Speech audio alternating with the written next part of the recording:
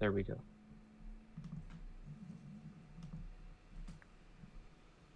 Throwing in a few discords and then I'm good.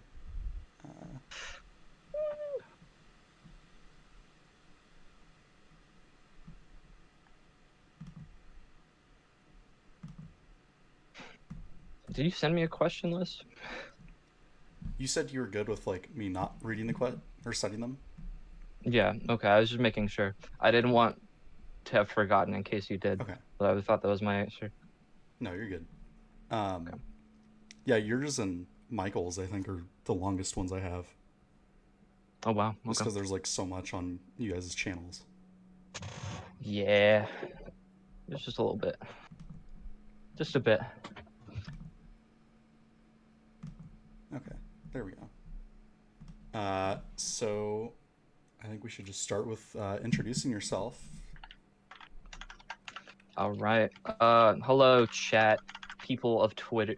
This isn't Twitter. People of Twitch. My name is MrHunteru or Hunteru. I do a lot of stuff on YouTube. I'm pretty much like in any fandom channel. There's nothing really specific, but there definitely is a large concentration of Higurashi videos. That saying there isn't would be really silly. There is a lot. I do some short films, not very often. I voice act, apparently. I don't think I'm super amazing at it, but I'm sure that like people like Drew would be like, "Shut up." But Right. I'm oh my gosh, Tomitake and the Higurashi Bridge. He tried to get me to do another role, but I was like, no, I'll not do that. Mm-hmm. I think that's it. That's me. And for people from Hunter's channel, I'm YandereTotodile. I mainly cover visual novels, primarily Higurashi, but I've done others like Clan Ad, White Album 2, and I'll be expanding to some other anime related things in the future. I also voice act in the Higurashi Bridge series as Rena's dad, so that's a Oh, grand time. interesting. Mm-hmm. I didn't know that. Yeah. I don't Uh, think he's really been in it yet, so it makes sense. he had one line in Watanagashi, and Ooh, uh, then episode 6 will have more since he's a little more key to the start of that. right. What other franchises and stuff do you cover? Oh man, making me think for a second. Rent a Unfortunately, girlfriend. unfortunately, Rent a Girlfriend. Um, it's kind of actually sad. If I'm pretty sure out of everything I've covered on my channel, that might either be the second most or tied for the second most. And I hate that series. I I really looked hate Rent a Girl. earlier when I was finishing up questions, and it is Yeah. your most viewed video is Rent a Girlfriend. I know. Oh, so painful. Right? The other ones are Attack on Titan. I don't really do Attack on Titan stuff much anymore because for those that have read the manga, oh my gosh, was the ending of it frustrating. Obviously, I won't get into spoilers, but my lord, did it want me like make me gouge my eyeballs out. Also, Mimi and Drew, thank you. I know, right? These headphones are apparently they light up. I don't remember how to light them up, I but can't I was remember how to told do they mine do. either. We stuck in the same boat. Yeah. Let me think. I do ReZero. Not enough, but there's definitely a lot more videos planned for ReZero, and I'm hoping to do videos on a series called A Certain Scientific Railgun and a certain magical index because I like those series a lot, but covering them is very daunting because there's a lot of content for it, Mm-hmm. and the anime for Index was adapted really horribly, really bad. Uh, I think that's like the main series I cover. yeah, I think so too. Because there was like one or two Bochi videos or like random other series that were coming out. Yeah, I just if something happens that I like or I want to talk about it, I will just kind of make a video on it. Mm-hmm. It doesn't really matter what it is about. Oh, hi, Dribbles. Thank you for the follow as well, and thank you guys all for coming in. Uh, are there any franchises outside of what you've covered that you're into as well? Oh yes. I believe I'm kind of like multi-fandom, if that makes sense. Like I'm a Right. part of a lot of things. Um, outside of like anime, I would love to cover like stuff like Marvel and DC, but Hmm. I'm a little scared too because copyright for them on YouTube is much more different compared to that of like anime, Right. and so I would be really scared of like Sony or whatever coming after my ass. Is Hmm. cursing allowed? Yeah. It's Okay, 18 cool. plus stream, so Oh, I didn't know that. yeah. I probably did know that, but um, Mob Psycho is one I would love to cover. I haven't really gotten around to it. Fate, oh my gosh, I really do want to make more videos on Fate, Oh but god. like that is like a Titan I'm not ready to even attempt to attack. Hmm. Uh, Jujutsu Kaisen is a series I really like. I've almost made a few videos on My Hero Academia because that series I used to love it, but it really pisses me off nowadays, which sucks to say. Gosh, I'm trying to think. I like Evil Dead, Hell Sanrio. yeah. Shut up. Fate is not that bad. Because we've talked about like some of the horror movies we're into, Oh like very yeah. minimally. Evil Dead. Halloween is my favorite horror movie of all time. Like the first one. Anyone that says the Uh, Rob Zombie one can burn. yeah. I mean, the first one was like interesting, but the second one was just Oh god. Halloween one. But if Rob Zombie made it, Right. that was a fucking letdown. I'm trying to. I don't know. I'm into way too many things. I feel I'm a that. Weezer fan. I almost thought of doing a. There's this album from Weezer called "Songs from the Black Hole" Hmm. that was never officially released, but it's like everywhere on the internet in pieces. And I thought about like making a video about how that's the best album of all time that was never released,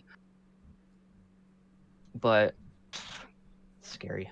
I'm into way too much. Let's just keep it at that. There's a lot of series that I like that I could branch out on someday for Hmm. sure.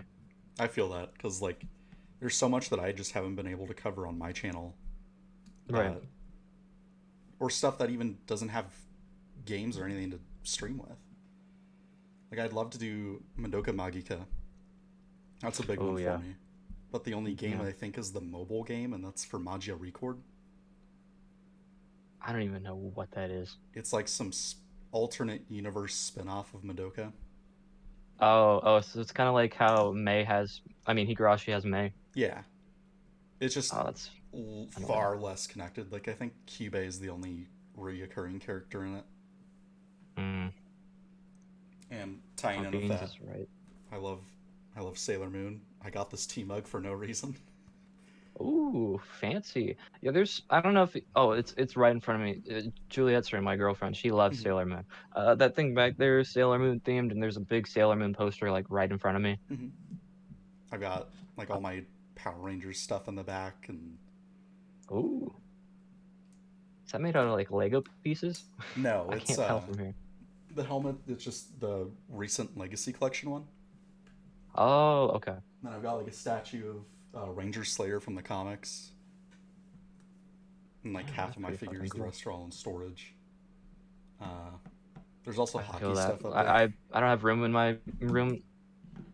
Oop, sorry, didn't mean to cut you off. No, you're good. You're good. It's the I feel joys you of about life. having stuff in storage. My room is way too small, and Hmm. my figures are all in my closet. I cannot display them anywhere. Right. Like I just started getting the Higurashi figures too, so that's another rabbit Ooh. hole. And the manga. I finally got the first two volumes of that. Is that Um, expensive, like the Umi Neko manga, or no? I haven't touched Umineko at all. Not even the VNs. Ooh, oh, that series. That series is so good. Okay, Beans called me out for it earlier. Umi Neko is one of my favorite things of like all Hmm. time. I love that series. I would love to cover that too, but that is like 2 million words. No, thank you. When we get into the Ghost Otsu questions I have, I'll kind of get into my Mm. thoughts on Umineko because I'm a little more hesitant about Ooh, it. yeah. Um, I think that's about it for like my interests and ours. So how long have you been in the Higurashi fandom for? Or like, how did you find the series?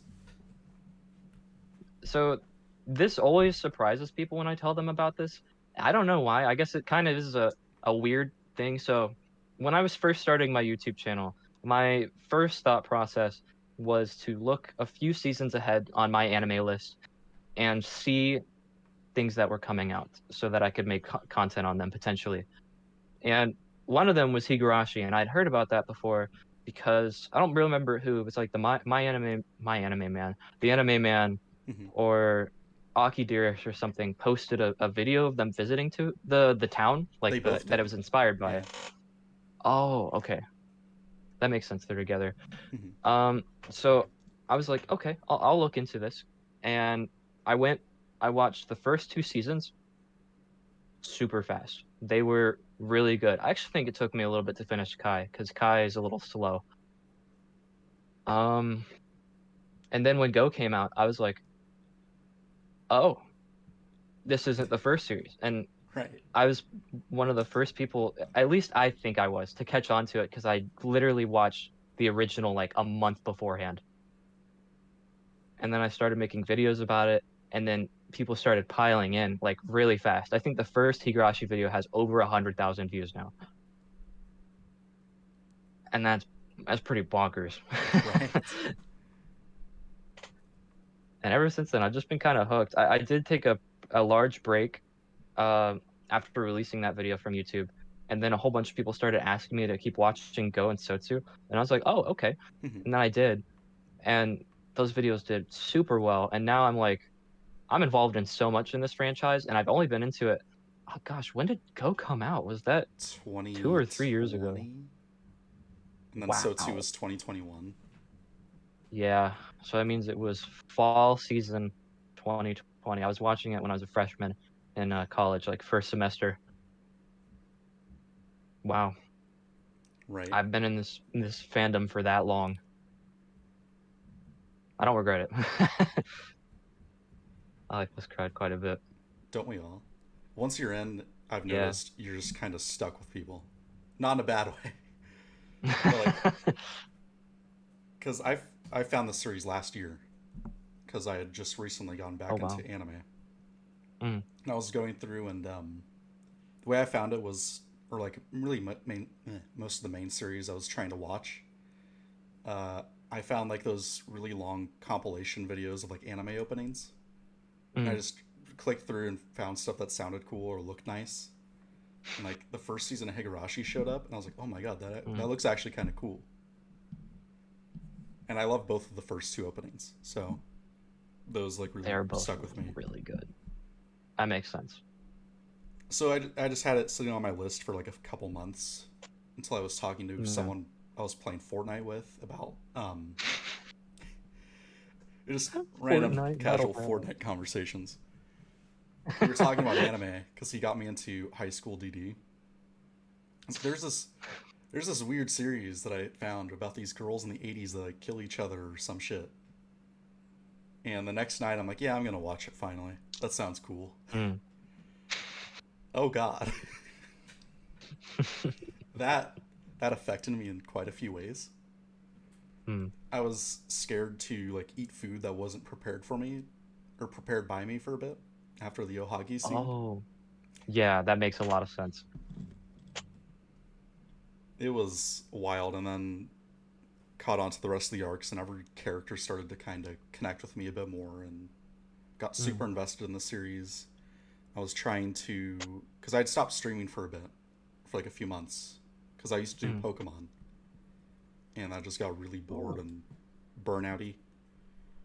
Uh, did research on Higurashi, found out it was a VN, and decided Mm. why not read that on stream next.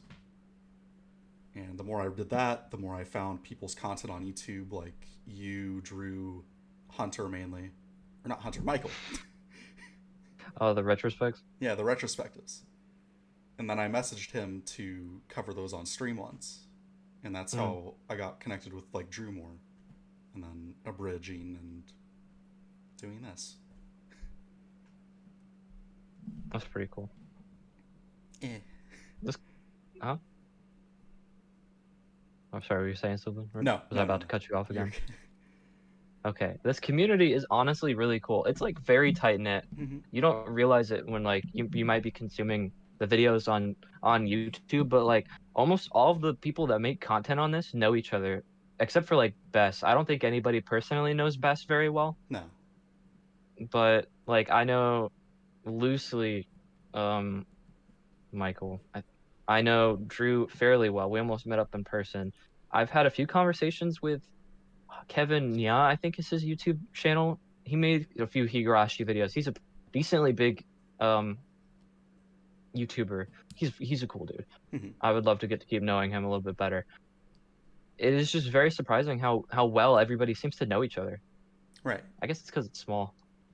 Such a niche, like, small fandom, and how it didn't really get much coverage here in the States probably helps with that. Yeah, the dub The whole half finished dub. with And then like Sonic Gosotsu. the Hedgehog voicing Keiichi. Right? Oh. I have not watched the dub at all. I think when I get Michael on, I'm going to watch the dub finally. Dude, you're really not missing out. I tried to give it a go, and I couldn't stomach like more than 2 episodes. It was not very good. I can only Big surprise, imagine. I know. I Um, definitely think, the concept of the show also doesn't help out. It's like you said, it's a show from the 80s about a bunch of little girls murdering each other. When I first told my friends about that, they thought I was a psychopath. They're like, "Why are you watching this?" it's so, like, rural Japanese, too. It's not Yeah, like you're watching some shonen where it could be applied to, like, some other planet or random big city. yeah, And, like, the message of the series feels very post-war Japan as well. That's something I'm going to bring up later, too. Is that's some interesting. of that. Um, so yeah, what would you say like some of your favorite characters or moments are from the series? I love Keiichi. A lot of people I don't think appreciate him as much Mm-hmm. as he deserves. Keiichi is like, in my opinion, the best character in the series. Nothing would have happened. None of Higurashi would have been solved without him. And he's a Chad. In the Dean anime, he's kind of a piece of shit. He kind of sucks. But in like Go in the visual novel, he rocks. He's so awesome. Um, I like Rika a pretty decent amount. Rena, I'm a really big fan of Rena. Uh, she is so much fun. I love. She's like my first introduction to like the cute psychopath, is I think what people would call it, Mm-hmm. where she seems very adorable and innocent, and then she'll like pull out a machete and start murdering people with Right. no hesitation. Satoko I used to like a lot, but you know Mm-hmm. more foreshadowing to the ever-present Sotsu and Go. I didn't like Satoko very much after that. I completely Oishi's get that. super fun. I love Oishi too. That's an interesting They're one. really, No one ever says like really. Oishi. Oh my gosh, I love him. Like, um, when I'm talking to some of my friends in person, I like, how he goes like my Bara-san. Right. You know, I'll like, I'll do that That's to how some of my friends. when I voice act during the VN readings, I have to like talk to Mm, myself and do the Maibara-san to try and get that inflection. yeah, I totally get that. I try to. Oh, Tomotage. I can't believe I didn't think about him. I love Tomotage too. Mm-hmm. Takano's a great villain. There are not very many bad characters in the series, I would say. Uh, this could be a bit of a hot take. I'll probably catch some slack for this. I definitely let this show a little bit when Gotsu was airing. I'm not the biggest Shion fan, and Mion, she's been getting better in the visual novels, but in the anime, I don't think she got enough screen time. Mia? Mion. Is it Mia? Me. Well, both of them don't really get much in the VNs outside of Wata and Mayakashi. But Hmm, like Mion feels more kicked to the side once Shion starts to come in a bit more. I agree. And especially She, Gosotsu, both of them get really shafted. oh my gosh, Shion especially. She was like She in maybe a gets, solid 5 minutes of screen time, right? if that, she gets choked Bad. out and That's it. Yeah, that was another shame. Is that of course we see Mion go level 5, and I thought that was so underwhelming. They was just I talked about this in my long video, but it was just like Shion again, except like I don't know. That was a bit of a bummer. I know they're very beloved characters, but I'm not super into them yet. Maybe the visual novel and the manga will do it for me, but in the anime, nah, they just didn't get enough. Those are both of my favorite characters, are the Sonozakis. I'm actually wearing my Sorry. Mion shirt right now as we're doing this. Oh, really? Yeah. Oh, dude, that's sick. Is that the Dean art style? Yeah. And That is super then cool. that's it for their merch I have, because there's not a lot, Yeah, no kidding. I'm a especially available big here. figure collector. Mm-hmm. Oh, sorry. You're This is the joys of it being live. Is it creates these awkward little moments, but it's kind of fun having them. Right, we just sit here like, no, you go ahead, Right. Um, I think until Gotsu aired, I'm a big figure collector. There were like no figures. They were all Japan exclusive. Yeah, and Well, they I were mean, not all very of them good if I are, but remember. yeah, it's all the not even the Dean style. It's the Rikishi sprite style. Yeah, which is like yikes. Sanrio, that's Samurai. I'm at my girlfriend's house right now. These are her headphones. So I'm I using her stuff. I personally don't mind the Ryukishi style. I hated it at first and was like, I Oh, have to download the mod to get rid of it. I couldn't mm, stand the massive ham hands, as I call them. right. It's Damn it. But now they have grown on me so much, and I find them to be like the most appealing art style of the sprites. Yeah. They have a lot more like emotion and character to them than like the Steam ones mainly. Yeah. I think whenever I've been reading it, I use I don't know if it's Manga Gamer or not, but it's the ones they use for the PlayStation because Yeah, that's the console ones they have for the mod. I think those look pretty good. The Steam ones, I also agree, are not that great. Like Rika looks like, those like bingo hall markers with like the massive round head. Yeah, That's all I think of when I see the Rika sprite from Steam. understandable. It is I don't know, a lot of them could be kind of nightmare inducing. I do think the Mio and Shion sprites for Steam are better than the rest, except for like the Ryukishi ones. Right.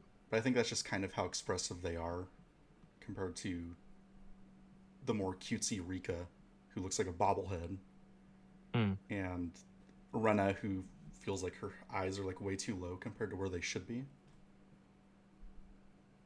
And that's yeah, we fair. gotta we gotta support Yeah. the fandom and buy the little Mion Shion merch there is. How Yeah, cursed it don't may don't be. mind Beans. Beans is a little crazy. Um, Gosh.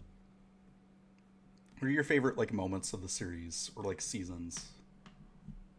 Um, hmm. This might also sound crazy. Like the first season of Higurashi is like my favorite.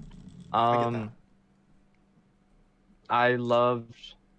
I wouldn't say I loved the scene where Rena gets her hands smashed.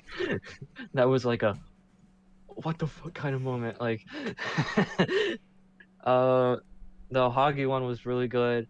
I when this is like I think only in the anime. I haven't seen it anywhere else yet. The scene where Keiichi's in the hospital in Watsunagashi, and then like Mion or a hallucination comes out from underneath the bed and starts like grabbing him. The manga does it That scene, like really, oh really really, creepily. dude, that's kick ass. Mm-hmm. I can't wait to see that when I get to it. I think that scene's pretty great. Honestly, that arc was not that bad. Pretty much all of Sumihori Boshi, I love that arc to death.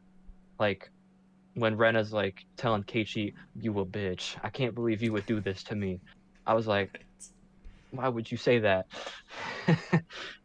uh, dang. I love the scene where we talked about this before we started stream, where they're on the roof of the school. That's great. Finding out that like she's got maggots, she thinks, but they're not actually there. That's when I started to go like, oh my gosh, wait, maybe this is what has been happening to everybody in this series. They think that there's something in them. Mm-hmm.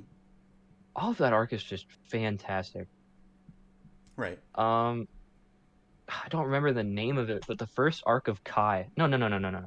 It's the second one. The first one I think is anime original. Yeah, it's like what was supposed to be the follow up to Sumi. Okay. Yeah, then it's the one where the whole village gets together to like save Satoko. I think it's Mina Goroshi. That's it. Yeah.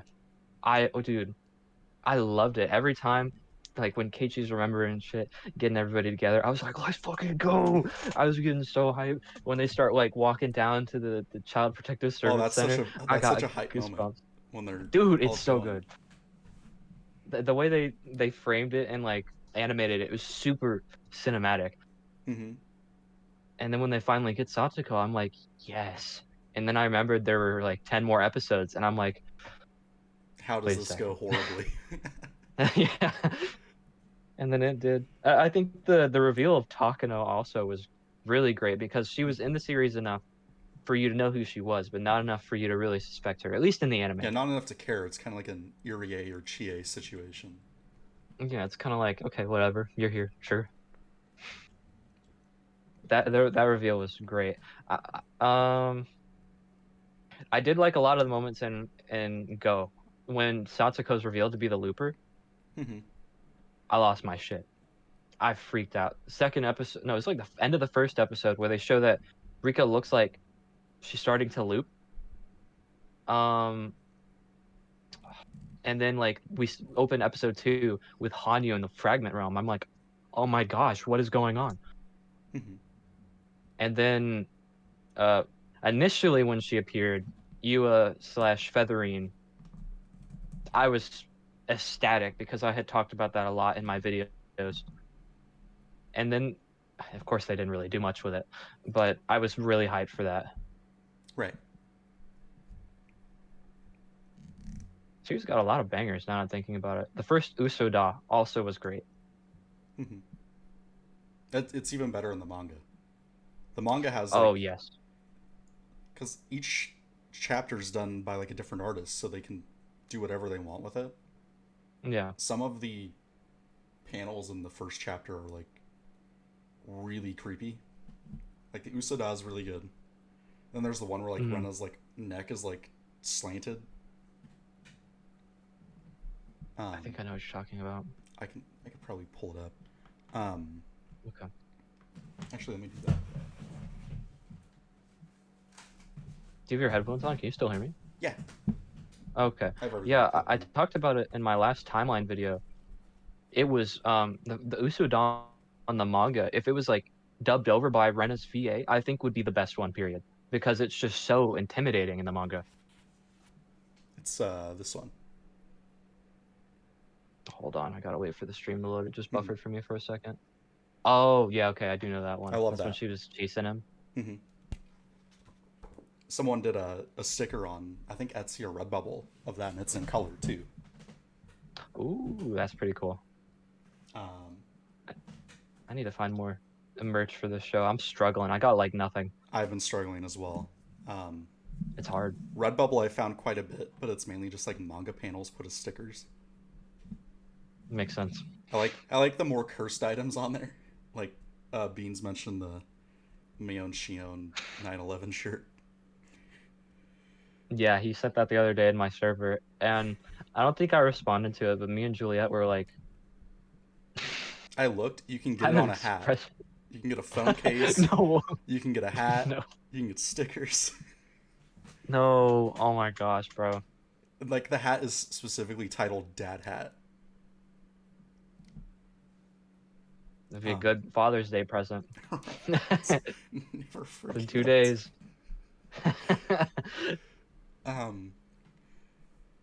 Oh, what was I going into? Oh, favorite moments was what I was talking about. I do like the first season. I think a little more than Kai. because it feels more I agree. horror than like the answers of the season. Yeah. I'm more attracted to horror. I love like Scream and like slasher movies. That's how I equate the Oh, first season. I don't know if you can see it, but back there, Juliet and I Oh saw hell yeah! Scream 6 on opening night. We got Mm. a promotional poster for going to the theater. I was trying to get the poster for Scream 5 from the theater. They said they'd call me, but they never did. That's fucked up. Right? I'm Because so I sorry, love man. that poster and I love all the Scream series. I actually I, equate Higurashi to Scream a bit. Mainly like the OST is very Scream like. The opening is very original theme for Scream. mhm. Because it has like that techno kind of choral mix. Mm. Um, the whole whodunit thing, obviously. Right. I Specific. would. Oh, go ahead. Oh, sorry. You're I would good. equate Scream. I know you haven't gotten much into it, but I would equate Scream to Umineko a lot just because of how meta it is. Right. Like their meta commentaries are both very interesting. Mm-hmm. Favorite specific moments from the series. Yohagi one, obviously. I love all of Mayakashi and Watanagashi. Mm. Not just because Mio and Shion, but they feel very deeply connected, and I relate to them a lot with some of Mm. how their feelings towards family and tradition are. That's interesting. The nail ripping scene was one, not just for how fucked up it was, but it's Shion taking responsibility for her actions that she's very neglectful towards. Mm. And of course, they do it in a horrible way to take responsibility for them. Yeah, no Um, kidding. it's my bits alert is the nail ripping scene. You're kidding. I'm not kidding. People will Oh donate my bits, and gosh. it says this person has made sacrifices.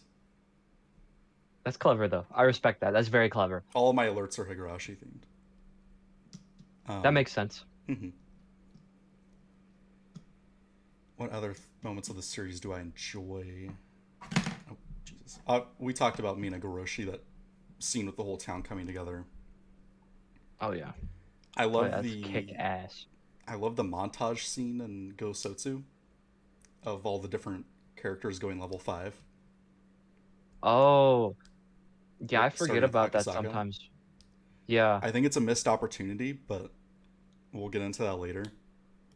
But it's still a really good series, or not series, selection of Sequence. events. Yeah, sequence. I don't know why that was Absolutely. eluding me. No, it's all right. That was a really hype moment. I really do wish we got to see more of it though, because like we'll get to it later, I assume. I'll Very, leave that talk for later. very what the fuck moment. Yeah. You had mentioned this earlier, but has there been a time you felt burnt out with the series or YouTube in general? Oh yeah. Okay. So I'm gonna go to look at my YouTube for this. My upload schedule is infamous. People watching the stream, people in my server, anybody could tell you that I'll have large gaps where I just will not upload a video. And that is entirely because of Higurashi. Uh, my videos aren't exactly very short on this franchise. I'm sure Michael could understand this because his are super long Oh god. retrospects. And then him Uh, having to deal with like copyright too is hell, and I'm sure you have the same problems. I've got systems to get away around it actually. Oh, His videos are a lot more detailed, and he doesn't really have an avatar like I do, to where I could that just throw helps it on probably. screen. It does. I had it specifically commissioned so that I could play around copyright a while ago. Um, but the videos are so long. At first, they were really short, and I was able to make like the first few very easily. But then when we got towards like Satakawashi, and Mhm. that's when things started getting a little dicey because my content started getting much longer regarding them, and I had to take a break because I did like in 2 weeks, I think almost 2 hours of Higurashi content. I don't even know how. Even to this day, I don't know how I managed to edit that. Right. Um, and then after I started the timeline series. This is where I took a pretty long break. I announced like an actual hiatus because of this, where I said I'd do a video every month. I started with um Koto and then I moved on and did like I don't remember its name, but it's just like it's the time wasting arc. Himatsubushi. Yeah. Um, and because I had to do that in under a month, Koto was easy because it was just the console arc. But this Right. one, it was the manga, the anime, and the console or visual novel. Mm-hmm. And then you also in that same video had the other like side stories, like Little Demon, Yeah, which I'll get into, and then I think it's Utsutsu Kawashi. yeah, the one with Shion and that one girl at Saint Lucia. Yeah. That would have been a very interesting series, and I'm still upset that they didn't continue it. Mm-hmm. But after that one, just getting through all of that content in a month was way too much, so I had to take a break. Like it's kind of insane that like all of the long pauses in content are because of Higurashi. Like if I haven't uploaded in a little bit, it's because of a Higurashi video because they're just so long. Like my last video I think it's the longest one I've done. It's almost an hour long. Mm-hmm. It's just, there's a lot of content in the series, and I want to make sure my videos are as accurate as possible. If you're in the Discord of mine, you know that I've said that I want the timeline series to be like an alternate or an alternative to the wiki, because sometimes the wiki isn't super accurate. So I want my Right. videos to be super accurate, and going for that kind of quality is just a little too much. Mm-hmm.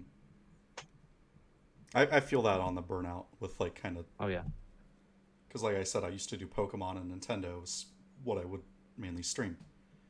yeah, Just kind of that sort of grind with Twitch kind of made it difficult to stay interested in them, mm, and I got like really bored during streams very quickly. So I kind of needed that refresher and time away from them to find something new or something to yeah. keep me making content. Thankfully, Higurashi did that for me, so I can kind of relate with that a bit. I Um, got you. I got a question for you then yeah. regarding Pokemon. Did the announcements or one of these games, like Violet and Scarlet or Sword and Shield, did that like kill your drive? Because I'm also a big Pokemon fan, and when Sword and Shield got announced, mm, So I didn't play Black and White when they came out. That was kind mm, of what everyone else's Pokemon break was for like our yeah, generation. But then right. X and Y came out, and I got back into it. And I grew up on Ruby and Sapphire, so I love Omega Ruby Alpha Sapphire. Those are good games, in my opinion. Amazing games, probably Yeah. best Pokemon games we've gotten. Um, then Sun and Moon came out, and those were okay. They didn't have that same feeling that X and Y did for me, let alone Mm-hmm. Oras. Mm-hmm. So I was like, okay, they're fine. Don't like the Z move thing, whatever. They'll fix it in the next one. And then Sword and Shield, which were not good. I played like a half Yeah, hour of, I think, Shield, and I sold it. I couldn't I go don't blame further you. in it. Yeah, man, especially if you're a fan of X and Y and Omega Ruby and Alpha Sapphire, I'm sure the announcement of no megas was definitely like a punch to the gut. I was used to it with Sun and Moon, but Mm, whatever. I felt like they could have changed it. And even with like the Gigantamax feature, I felt that was just Mega Evolution, but they just made it bigger. mm. And I had zero interest in Scarlet and Violet. Yeah, I've thought about checking them out, but I don't know. God, Sword and Shield, I finished those games very quickly, and they're not very fun. with how buggy Scarlet and Violet looked, it was not worth it. And I'm not I big on agree. open world games, so the less structured feel of those two kind of killed it for me. Mm, I did play Brilliant Diamond, Shining Pearl, and I thought those were okay. mm. Just very too much of the regular Diamond and Pearl when they could have done an Oras and made them equal to that. Yeah, my favorite Pokemon game is Platinum or Diamond. Right. Um, And when the remakes were announced, I was so hyped because ORS was like, it took everything the original games were and then like raised the ceiling so much higher, especially with like the ability to travel on Latios and Latios. I thought that was Right. so cool. And then they just remade the games but in a chibi style. And I was like, that's it? What about the megas? Yeah. No megas for like Infernape or Empoleon or No, Torterra? no Johto or Sinnoh megas, but Kanto and Hoenn got him. Yeah, of course Kanto got it. Debatably, Greninja for Kalos got one. Oh yeah, with the Askra Ninja. Sheesh. Um, So broken. but yeah, having Brilliant Diamond, Shining Pearl come out and be just the same game, we're getting borderline 3DS games on the Switch when the Yeah, 3DS games are far better than what we've gotten. I agree. The closest we've gotten to progress has been Arceus, but then they I took have not multiple played steps Arceus back yet. with it, with Really? Scarlet and Violet. Mm. And I've been I meaning to play played a them. bit of Arceus. I didn't finish it. It just got Mm. kind of grindy, but that was just how I was playing it. They look good. I like the idea that those are kind of what Brilliant Diamond and whatever the Pearl game was should have been. Right. But it's sad. Mega Pikachu technically happened, Endy, and It Sword did. and Shield. There was a Gigantamax version of it. It was just the original fat Pikachu sprite. Yeah. They made it multiple stories tall. Yeah. Yeah, and they just kind of called it a day there, which I respect to a degree, but at the same time, come on, man, is that really what we're doing here? Sadly, that's Game Freak Yeah, for you. classic. What? Probably get back to Higurashi Yeah, though. back to Enough with Pokemon. Higurashi. There's my rant about Pokemon constantly. Yeah. Um, Oh, me too. Me and my friends bicker about it all the oh time dear whenever God, something new comes out. we're excited for Pal World at least. That's at least something new. Yeah. So what got you into doing YouTube and specifically like covering anime? All right. This is a lore drop. Some of the people in chat might know this. I don't know if anybody does. I started doing YouTube. Let me see when this was. I'm like about to expose myself. For people here in the stream, please do not go watch these videos. I started doing YouTube. Holy shit. When was this? In November of 2012. Dear God. Um, I was a big fan. Yeah, yeah, they understand. They understand. I was a big fan of Stampy Longhead or Stampy Longnose and his Minecraft series. So at the prime age of like 11 or 12 years old, I started recording my Xbox like TV screen with my Mhm. iPad, and that led me to get a capture card, and that channel actually got pretty decently big. It's like it almost got to 1,000 subscribers, which for back then that was insane, especially for me as a kid. I was so hyped. Then I gave up on it because I got a laptop for Christmas, and I started playing a lot of Gary's Mod, and I stopped playing as much Minecraft. And for some reason, as a kid, I was like, nobody will like me if I switch games. So I stuck to only Minecraft. And since I didn't play it anymore, I obviously didn't upload on there anymore. So I eventually quit. I went to a different channel called Blaze Walker when I went into freshman year.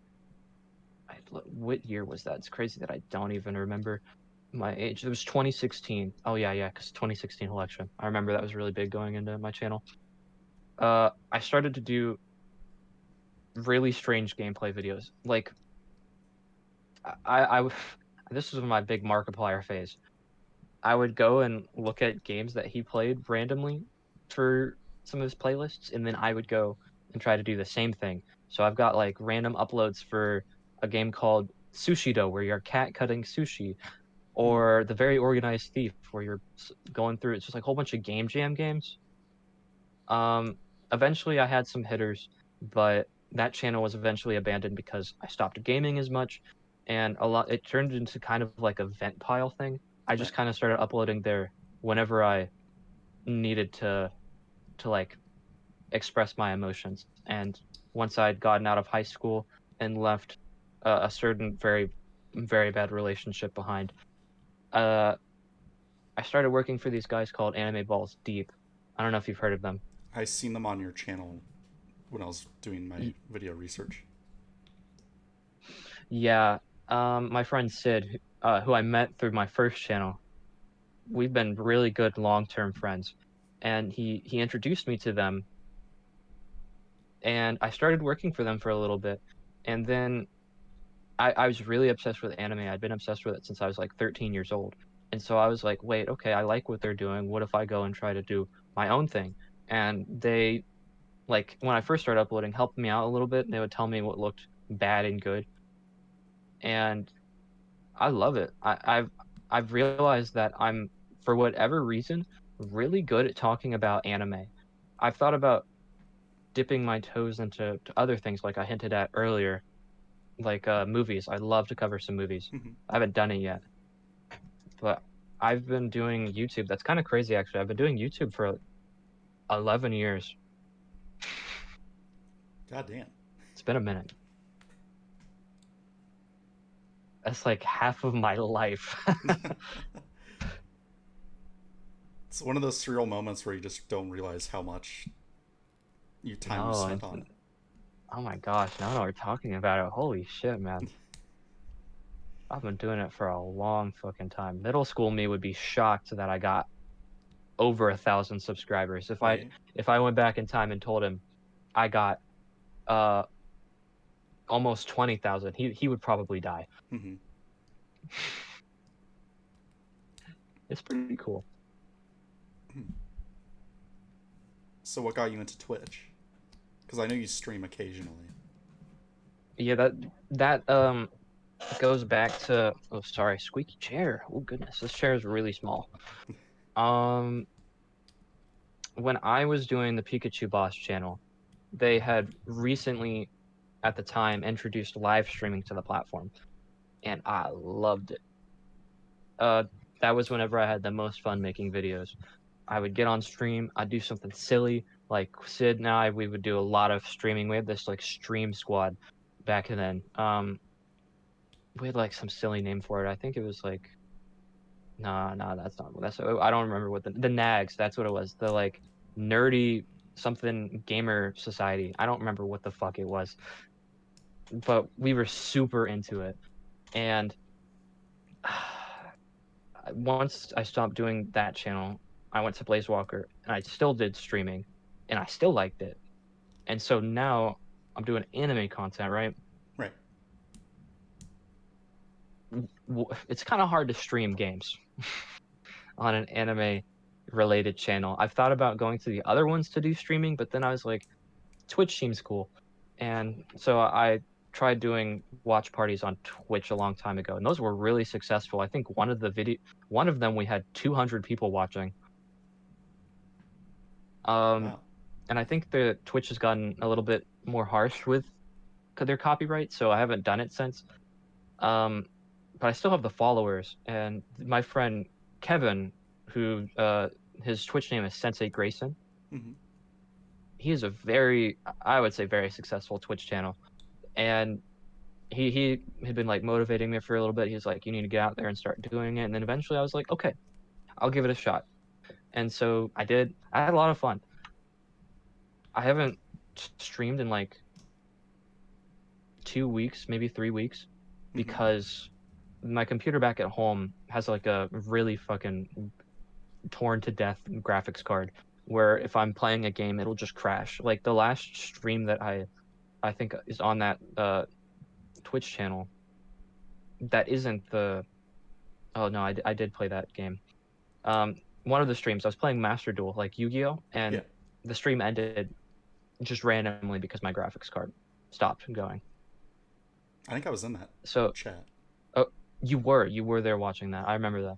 It was like you, Mimi, Andy was there for a good portion of it. So was my girlfriend. We had some people occasionally stopping in Mm-hmm. to talk for a little bit. It was fun. I would if I get like a newer graphics card, I would love to do it more often. Like I Minecraft, that's my game. So I've been thinking about doing like a Minecraft series of some kind. I don't know if it would be like SMP or just like a single player world. I haven't decided, but I Right. would love to do that. So kind of the same thing for me with struggling to find like anime content to stream with. Mm, yeah. Like next month and the next main series I'm doing after, it's gonna be I'm really stretching the bar here because Mm. after June, because June's my whole Higurashi month. Next month I'm starting MLB 22, but because I've started watching the series Major, which is a really good sports anime. Mm. I love Goro Shigeno in it. I love Okay. baseball and I love sports. Um, Yeah, me too. Baseball's great. Hell yeah. So I'm gonna be doing like Road to the Show with like some of the characters from Major. Is one that I'm doing, and then around fall it'll be I'm doing Hearts of Iron 4, which is a World War II strategy game. But someone made a Code Geass mod with that. That's pretty cool. Hell yeah. I might check that out. Shit, bro. That sounds fun as fuck. What the hell? Right? So that's kind of spoiler alerts for the future of my channel. But in general, it is Ooh. kind of hard to find like anime content to stream with outside of like visual novels or like main quote normie games like the DBZ games or Naruto.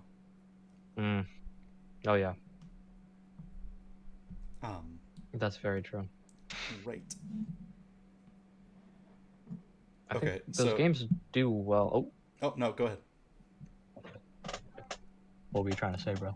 No, I was going into the next question, but go ahead. Oh, okay. Those games would probably do uh really well. Oh, okay, wait. Beans just brought up a good point. Um, for those that are here, and I guess for you too, if you want to join it, I had talked about doing a game night in my server in the near future where we just go to a Minecraft server and like we just kind of essentially raid it, like Hypixel or something. We create a huge party and we all just play together. And I think that would be really fun. Right. I don't remember what I was going to talk about before that. Naruto games. Those I don't even know. Are those popular still? I know they're remaking kind of the is it Ninja Storm games? Oh yeah, yeah, yeah. They're I like love those redoing games. the first three or four of those and then adding the Boruto stuff to it. I don't mind the remaking, but let's leave Boruto away. We Yeah. don't we don't need any of that. And is there a new Dragon Ball game coming out? I feel like one might have recently have just come out. Yeah, because the last one I think was Kakarot. I have no idea what it's about, but I guarantee it did exist.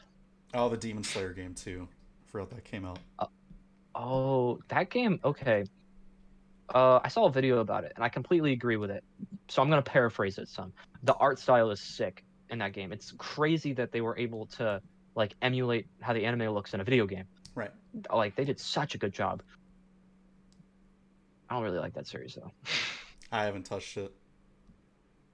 It's like There's fine. there's so many series I've yet to touch because Higurashi kind of took over, and then I'm almost done with Major finally, and that's like almost 10 seasons. Oh my, wow, Yeah, it wow. it first started in like early 2000s, and then I think ended the first series in 2010. Then I think 2020, I think the same season that Go came out, they brought a new series about like his kids, Mm, and that's I do remember that actually. um yeah. Once I finish those, I'll probably get into the more bigger series like Demon Slayer and etc. Yeah. Some of them are good. Like Jujutsu Kaisen's great. Chainsaw Man's great. My Hero is like 50-50. Sometimes it's peak, sometimes it's not. Mm-hmm. Black Clover is like fine. Uh, Demon Slayer's fine, and Boruto is bad. There's the Cliff Notes gang. Anybody wants to watch Shonen, keep that in mind. Um, I can't believe that. Wait, hold on a second. 10 seasons of baseball? Hell yeah. And that's just one. Oh That's my just one show. god. I haven't even touched Ace of Diamonds yet. That's crazy, bro. Oh my Or I god. think that there's also Cross Game, which is another one. Hmm. Major's really good. There's no dub, of I've course. heard classic. I don't think there aren't dubs for like a lot of sports anime. I think Haikyuu has one, but it might be It's like like one of the only Haikyuu, ones. and then like Kuroko no Basket. Yeah, kind of sad. There are a lot of sports anime that definitely could use that, um, dub audience attention, but they're just not gonna get it. Hell, let's dub the whole of Major. Fan dub project. Oh That's yeah, anything. Drew's in chat. Drew, come on, a bridge project. Drew, Let's do help it. us with Major. Only voice like Almost 10 7 of the seasons of it. characters.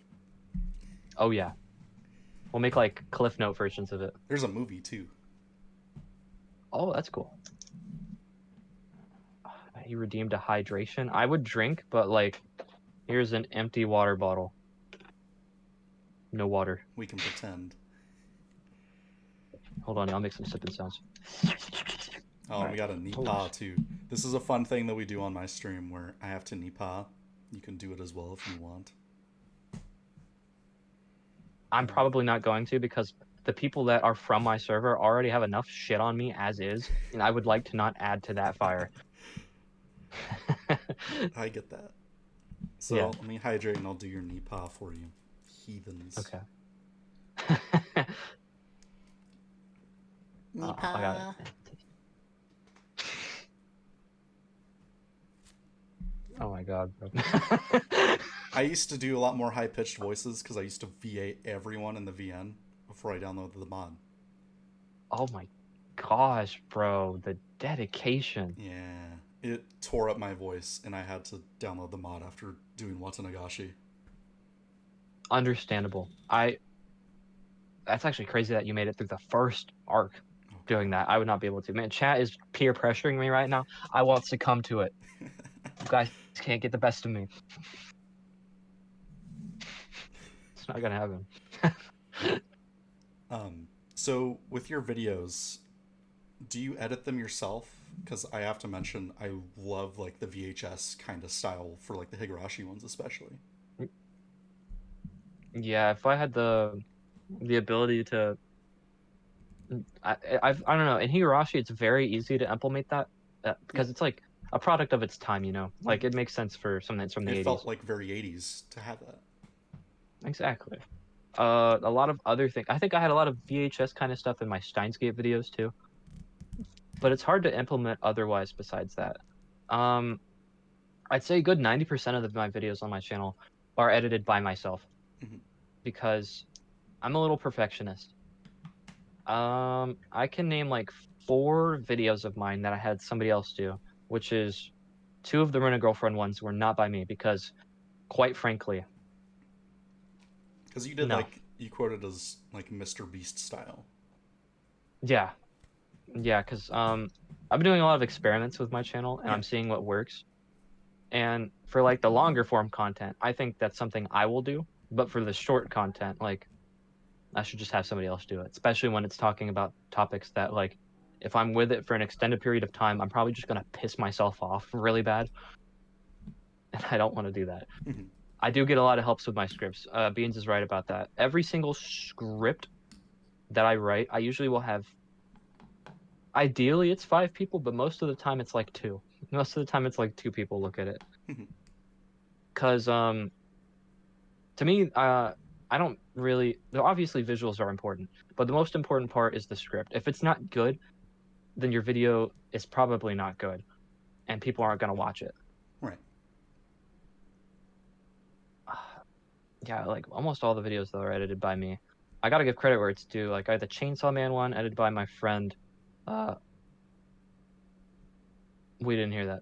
My friend Ohm, who also edited the Rent a Girlfriend one, the first like video about the mangaka, and that he edited the first half of the second one. The second one, like the second half of the second one, was by my friend Daiki, and he also just recently edited this video that's going up tomorrow about Andrew Tate. Spoilers for people in the chat. Yeah, I'm making an God. Andrew Tate video.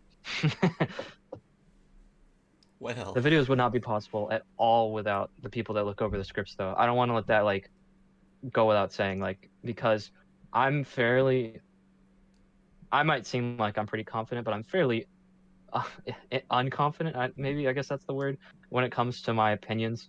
And so having people look over and be like, "Yeah, this looks solid," I'm like, "Okay, cool," and then I go to share it, mhm. and then I get grilled anyways because, like in the Bochi video, I accidentally called, oh my god, I don't even remember his name. I didn't hear the end of this for a long time. I don't remember his name. It was one of the Dragon Ball characters. He has a scar under his eye. I don't know Dragon Ball that well. Oh my gosh. I called him Goku, and everybody in the comments section was letting me know that I was wrong, I was stupid, and I should feel bad. Yamcha. It is Yamcha. Oh, okay. That's just long-haired Goku. Yeah. Everybody reading my scripts though. MVP. I give everybody credit for it in the descriptions. This next one that I'm doing, like, it's an LGBTQ video for Pride Month where I watched 20 anime. That it's like almost 30 pages right now, the script. Oh God. And I still have like 3 shows to go. Everybody that reads over that's gonna get a shout out at the end of the video and in the description. And everybody is usually shouted out in the description anyways if they help Right. me out at all. Editing though, God, I wish I had help with that. For me, that's like my least favorite part. I really do not like editing. Yeah, that's whenever I It takes start to get forever. into YouTube, I gotta figure out how I'm doing that.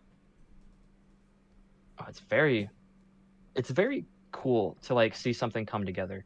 Mhm. But when it like my video essays, I love doing them. The Higurashi videos were very fun to make. But like the retention farm videos is what I'll call it, like the Rent a Girlfriend one and this Andrew Tate one that's coming out, like the Mr. Beast editing, that's just too much. Yeah. Like I think I said it. I think it fits for like a short, but not like a fuller essay style video. Mm. Yeah. Yeah. They're I like writing the script, but I could never edit the video for it. And no, the LGBTQ video is not done yet. I have to watch Banana Fish. I have to finish Strike Witches. Oh, it's so bad. And I have to watch Devilman Crybaby, and then I'm done. You throw in a Gosotsu in that. No. I tried to strictly make it to shows that I have never watched before. Interesting. So, yeah, that made it very difficult. I've watched so much anime in the last month, bro. Oh God. That's what I was doing to start before I started Higurashi. I was just knocking everything out in a few days. And I think I Yeah. watched like the first 4 or 5 seasons of Major, which are like 25 episodes each. I Oh watched my all gosh. those in like a week. I So don't I know got how like you did that, really but into Japanese congratulations. baseball for a bit. Dude, fucking crazy. Oh my gosh, you got a dude in here who's been subscribed for 11 months. Callahan, you are a goat, bro. Hell yeah, he's one of my Holy IRLs. shit. Oh, that's cool. Hell yeah. Um, so I guess we'll shift into finally the more specific Higurashi questions for you and your content. Mm, what you've all been So, waiting for. right. Uh, so we're gonna start with like the changes in Higurashi series. So what started the idea behind that? So it's like I was saying a little bit earlier, since I had just watched the first season like a month before, um, when I was watching the first episode, I was like, okay, there's some stuff in here that's different, but I assumed because it was a remake, they probably were putting in cut content. Right. Um, and then the thing with Rika happened in the second episode, and I was like, okay, well maybe that was cut content too, because it could be. And then it kept going, and I was like, okay, no, there's a lot of small stuff that is just completely different. Where I first noticed it was the Usada scene. What Rena says afterwards doesn't make any sense That was in the the context of the first arc. the manga panel, right? Or the Yeah, conversation she has from Sumi. yeah, yeah. I found out about that because I started browsing subreddits, and somebody mentioned that, and I was like, yeah, that's what I thought because you know, Rena doing her best. Why would she need to do her best? Right. Because obviously she's hallucinating in the first one, and since that was like really different, I was like, okay. And then in the fourth episode is when everything was completely confirmed. All my suspicions about it being completely different, where like Rena kills Keiichi and Keiichi lets her in and stuff. I'm like, Mm-hmm. okay, this is a different series. And of course, um, uh, Ryu also confirmed that it was like a sequel remake. And so, since a lot of people were like confused about what was different, what was new, I started just compiling everything that I noticed that was different. And the first one was almost completely off of memory, actually. The second one, because I had a much larger like audience, a lot more people were watching. I wanted to make sure that one was definitely correct, so like not off of memory. Right. And so I sorry, I just remembered my theory at the end of the first video. Oh, we're gonna talk Uh, about that. oh no. uh, I went so through so that much one, for hours watching everyone's videos. oh gosh, bro, I'm both like my watch time thanks you, but I'm sorry you had Oh, to of go through course. some of that stuff. Oh no, I love it. Oh, thank you. Mhm. Yeah, I did started doing the live streams. I got like really into it. Um, I remember for as like the video started like going on. I think around shit. I don't remember the name of the arc, but it's the one where we first find out about. Oh no, it's the Suma Horiboshi. Is like they cut to it randomly, or at least what seems like it. I'm like, oh my gosh, they just skipped like 3 arcs. That's weird. Mhm. This is the one I was most proud of actually. That video, that theory. I can't believe how well I nailed that. Like Right. all the other videos were like little loose theories, but that one was crazy. And that's when the changes started really to just go away. And then of course we got Salta Kawashi, and I streamed that, and oh my gosh, that was so much fun. So But you I had was just the enjoyment of like experiencing the series as it was still ongoing. So a lot of your reactions to that were like very fresh and real. yeah, like I didn't realize it because like uh I started uploading them again towards when the series was starting to get close to ending the for Go, and eventually when I was like I released my Sumi video and I'd caught up to Satoko Washi, or I got close to catching up. No, what am I saying? I didn't catch up. I watched the beginning of the next episode, and then I was like, okay, I'm gonna wait to stream this. And then I started doing live watch parties for it with everybody. Whenever a new episode would come out, I'd start streaming an hour beforehand. We'd talk theories, we'd gather, we'd talk about a whole bunch of things. And then when it started watching, we just theorized together. And that was super fun. It made me wish that I'd honestly caught up with the series sooner than I did, so that I could have done it for almost like all of the arcs. But then, hindsight's 2020. Mm-hmm. I didn't know the audience was that big for that content. Right. They were a lot of fun though. Mm-hmm. Yeah, Beans read over. It was the fifth script because that was when I started in Satokawashi. That's when I started throwing out. No, actually, it might have been Sumi when I started mentioning the witches from Umineko because I thought there were more tie-ins than there were. The Change of series just ended up being very successful, and I didn't really expect it to because I was just like, yeah, I'll just go through and point out to people what was different. Right. Um, Back to the theories. How accurate some of your theories like ended up being is incredible. But then it also, you mentioned in I think your Gosotsu What Went Wrong video, it also is kind of like a flaw with how those seasons were written because they Yeah, feel very obvious in retrospect. yeah. Um, but I will say some of your like theories that didn't happen were a lot better than what we got. Oh my gosh, yeah. I My friend Sam said that he wished that like some of them had happened. Same. like I love the you kind of joke about it in one of your videos, but it's the one where it's Keiichi's mom's cheating with Rena's dad.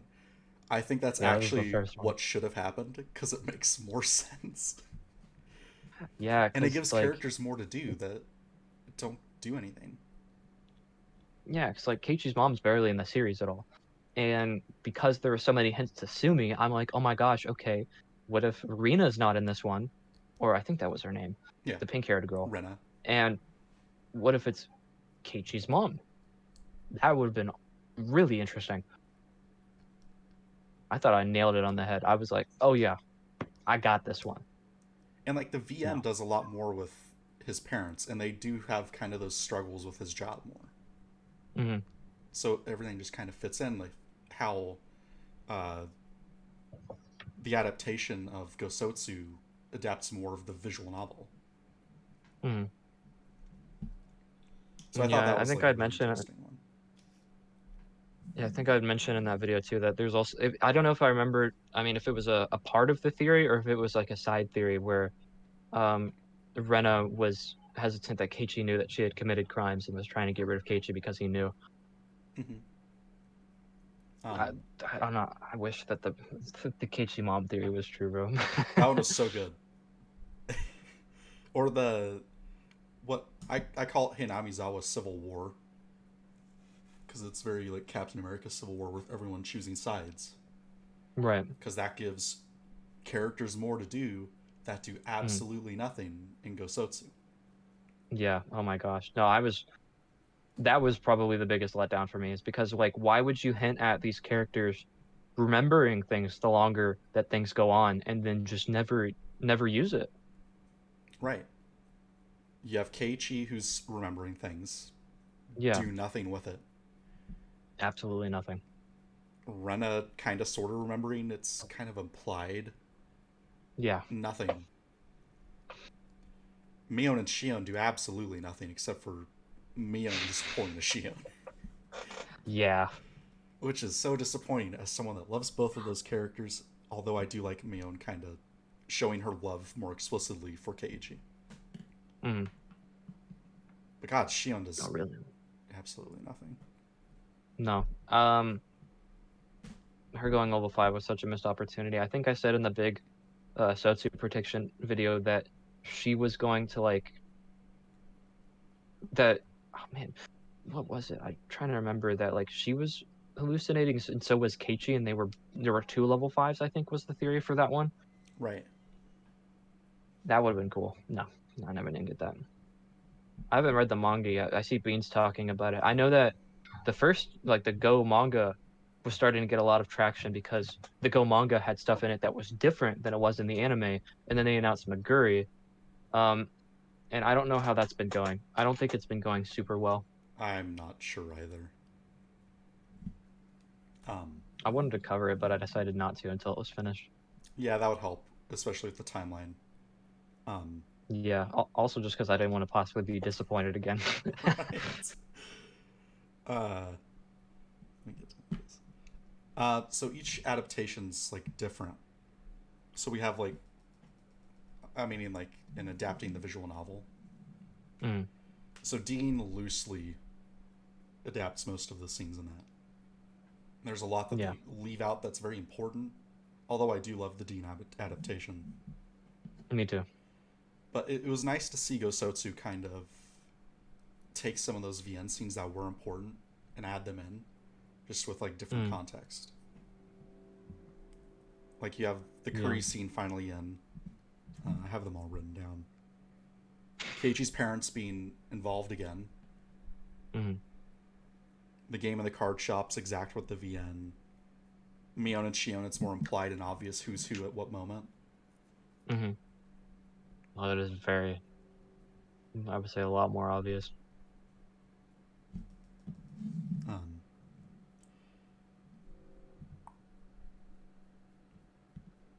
so also, now we're going to talk about Umineko. Love that I series. think your connection video and implying it's loosely connected, that kind of makes Umineko more palatable to me. because the things that I did not like about Gosotsu were like the witches and the weird looping Yeah. bits.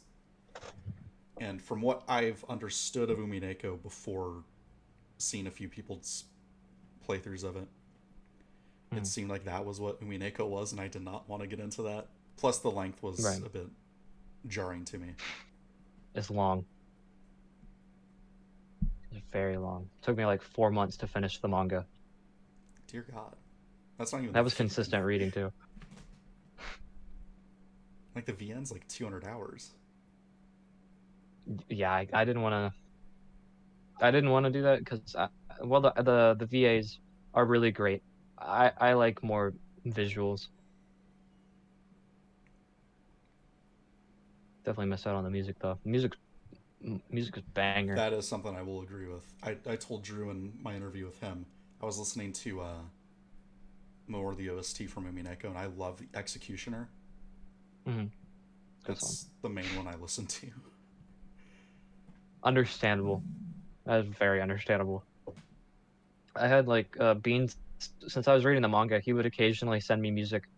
Actually, I'm wondering. Hold on a second. Maybe I shouldn't be using he. I think that Beans is a gender now. Yes. Okay. My bad. I will say they Beans.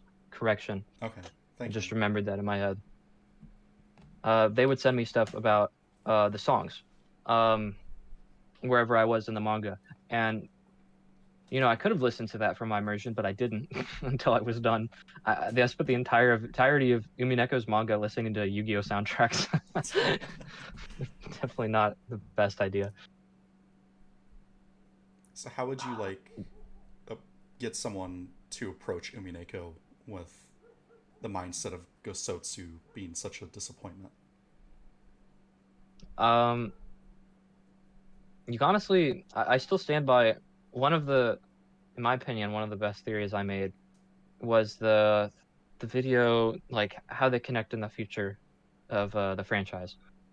That was before Sotsu came out, and then I talk about how uh it's a marketing scheme, and that because they're loosely connected, but still, that the attempts are there. It's to get people to go traffic back and forth between them to make them like circle almost inevitably through content, which is really genius, to be honest. Right. You just got to kind of pretend that uh, Goatsu just doesn't exist. Honestly, you don't even really need to think much about it. There's like some implications very far into the manga that they could be connected, but for the most part, Umineko, and I mean like 95%, maybe even 99%, Umineko is its own contained story that, in my opinion, is much better than Higurashi. Uh, really great series. There is stuff with like witches and magic, but it's done really differently. Like in Higurashi, it's like, yo, we stay looping forever. Woo. Um, and Higurashi, and well, no shit. In Umineko, it's kind of like used because you're trying to question, is magic real? It's like an entire logic system. Like, are Right. these people really witches? And I think that's super interesting. It's it's very hard to it was hard to sell me on Umineko at first. I know Beans was struggling quite a bit. The only reason I did is because I needed it for the Higurashi videos. But now, Mm-hmm. if you're a fan of Gotsu, obviously you will find really small breadcrumbs to enjoy in Umineko. But otherwise, you go into Umineko and you just forget about Higurashi. The two will have almost nothing to do with one another. Does that make sense to that Yeah, answer the original question? I got on like it such did. a fucking tangent that I forgot about it. Oh, you're good. You did great. Okay, thank you. And what Mimi just said about not being able to sell it without spoiling it, it's kind of the same with Higurashi as well. When I'm trying to like Yeah. tell people about the series, because you can't just spoil the looping bit or what all happens. Yeah, I did get one friend to watch Higurashi. They watched the first 4 episodes, started the fifth one. They were confused as to how everybody was alive again, and they just dropped it after that. And naturally, I'm like, that sucks. For me, I was like more interested because they were back. Yeah, that was the same for me, to be honest. I thought it was just maybe like an anthology series, which technically it is. I thought that too. I thought it Well, was gonna be like all the kids are dead, and then here's new characters that come in and yeah, have to solve the mystery. yeah. Which I think I kind of mixed that with Another's plot because they Mm, kind of do the same thing. right. For good things about that series. The gore is pretty good. That's the standout everyone Yeah. brings up, but yeah. Yeah, Beans is right. At first, I doubted Beans about the connections between Higurashi and Umi not being there. But then when I read Umineko, I was like, no, they're not connected. This is going back to the last question, so. So tying things out, or rounding them out, I mean, what exactly do you think of Gosotsu? Bad. I I think love Go still. I think Go is still very interesting. It adapts stuff from the visual novel, like you said, that just wasn't there. The mystery in it up into the reveal is great, and then the backstory about Satoko is super interesting. But Sotso, talk about like a flaccid penis of an anime. Like, what were you thinking, bro? Like, uh, I remember. So I was kind of. See, you still laughing on stream. that's the first time I've heard that used to describe Higurashi. uh, I'm kind of weird. Oh The god. longer we've been streaming, the more like I've been getting a little bit. Please do not come. God damn Is it. this the come light? It is the cum light. Gotta turn it on for 10 minutes. Thank you for I'm waiting. routine that. So, for people that are new here, I have a light in my background that says come. That's amazing. That's actually pretty amazing. Shit, I don't even remember what I was talking about, bro. The cum light distracted me. You called Sotsu a flaccid penis of an anime. Oh yeah, no, it is okay. So like when it was first coming out, I was kind of burnt out on it. I was supposed to stream the first episode reaction, but I slept all the way up until when the episode was supposed to come out, and I didn't feel like getting out of bed. So everybody watched it in my server through screen sharing, and then I went to go watch it later, and I was like, this is almost exactly the first episode again of the Yeah. last one, but there's some new stuff, like barely.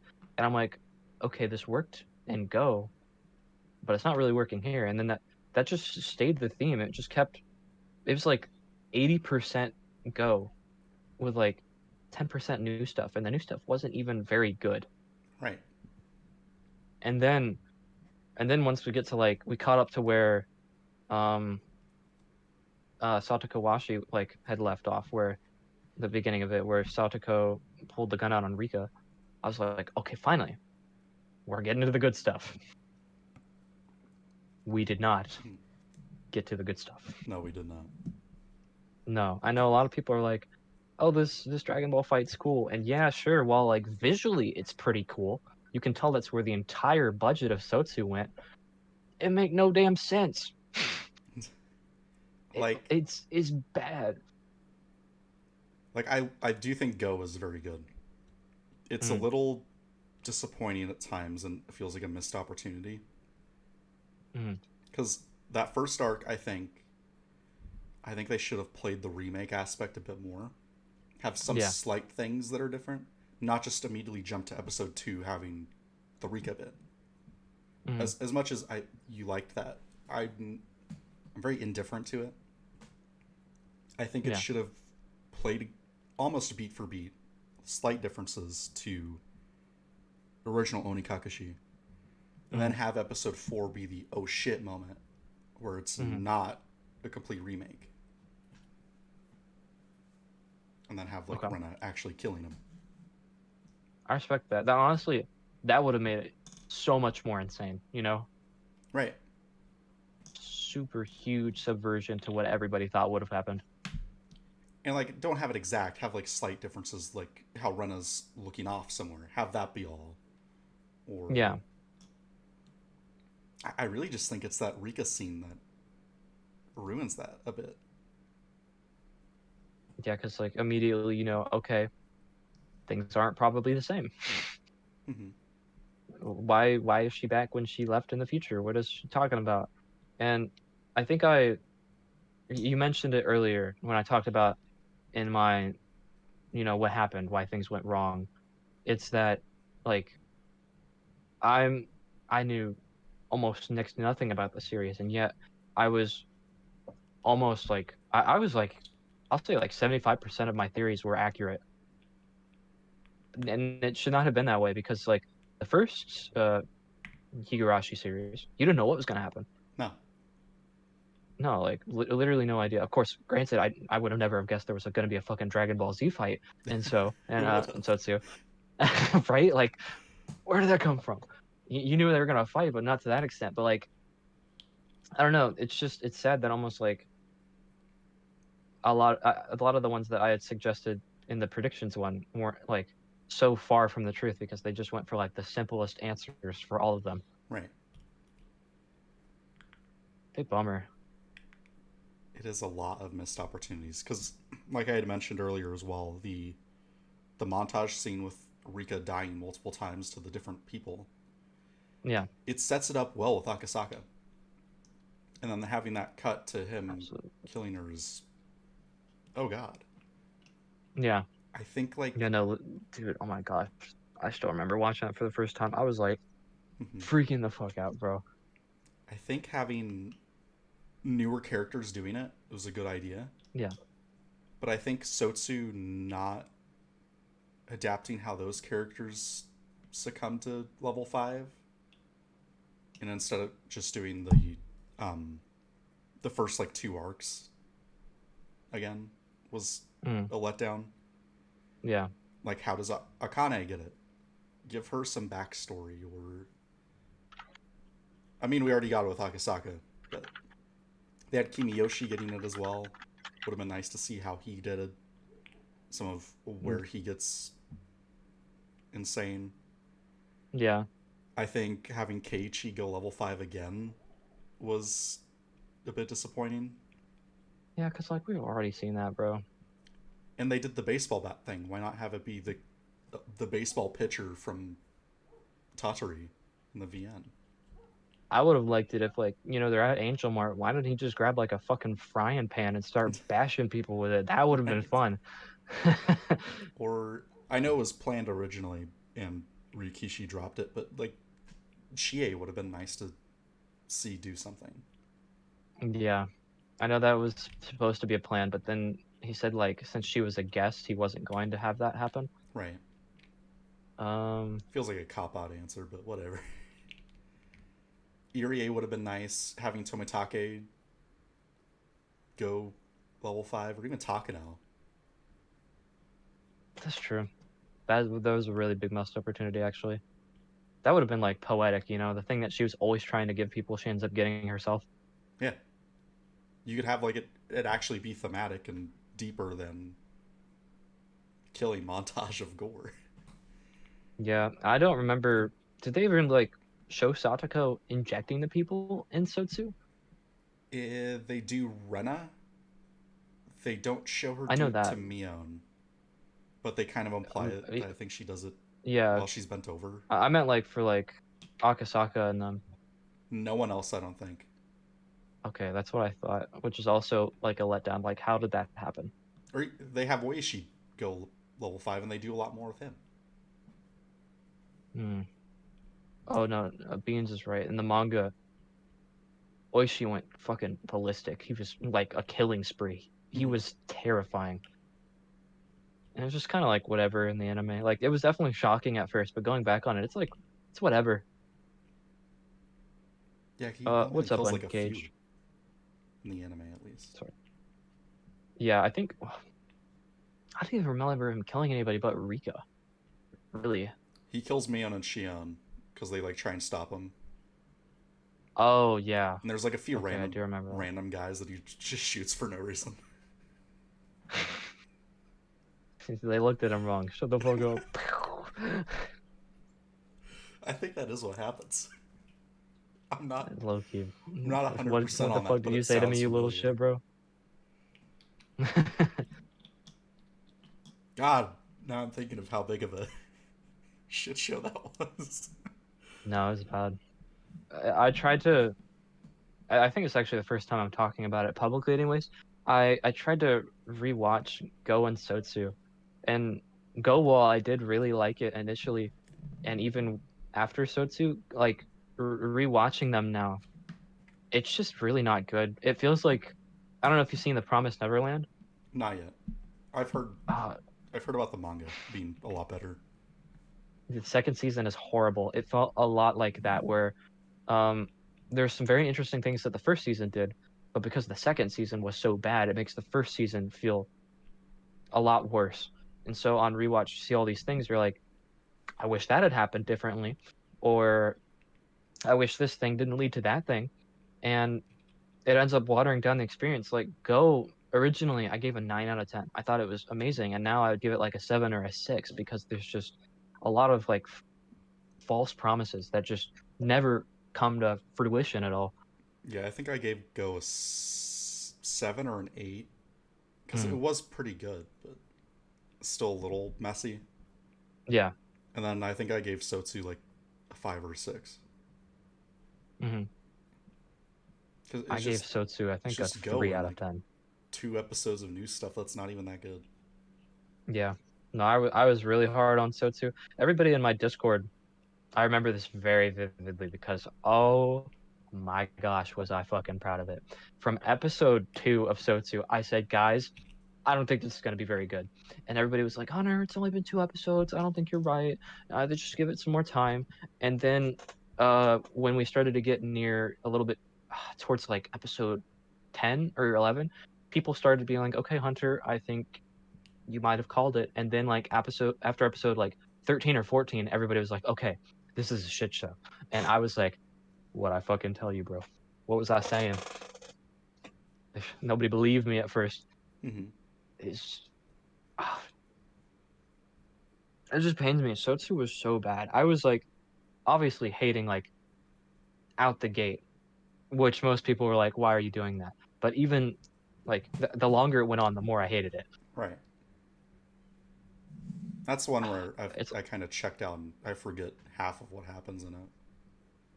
I think that's definitely the right call. I'm the opposite. I remember it all very vividly and like passionate anger.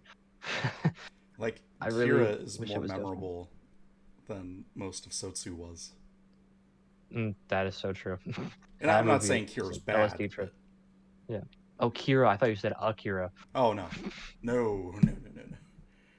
I've watched one episode of Kira, and it was Is the it the first one? one. Yeah.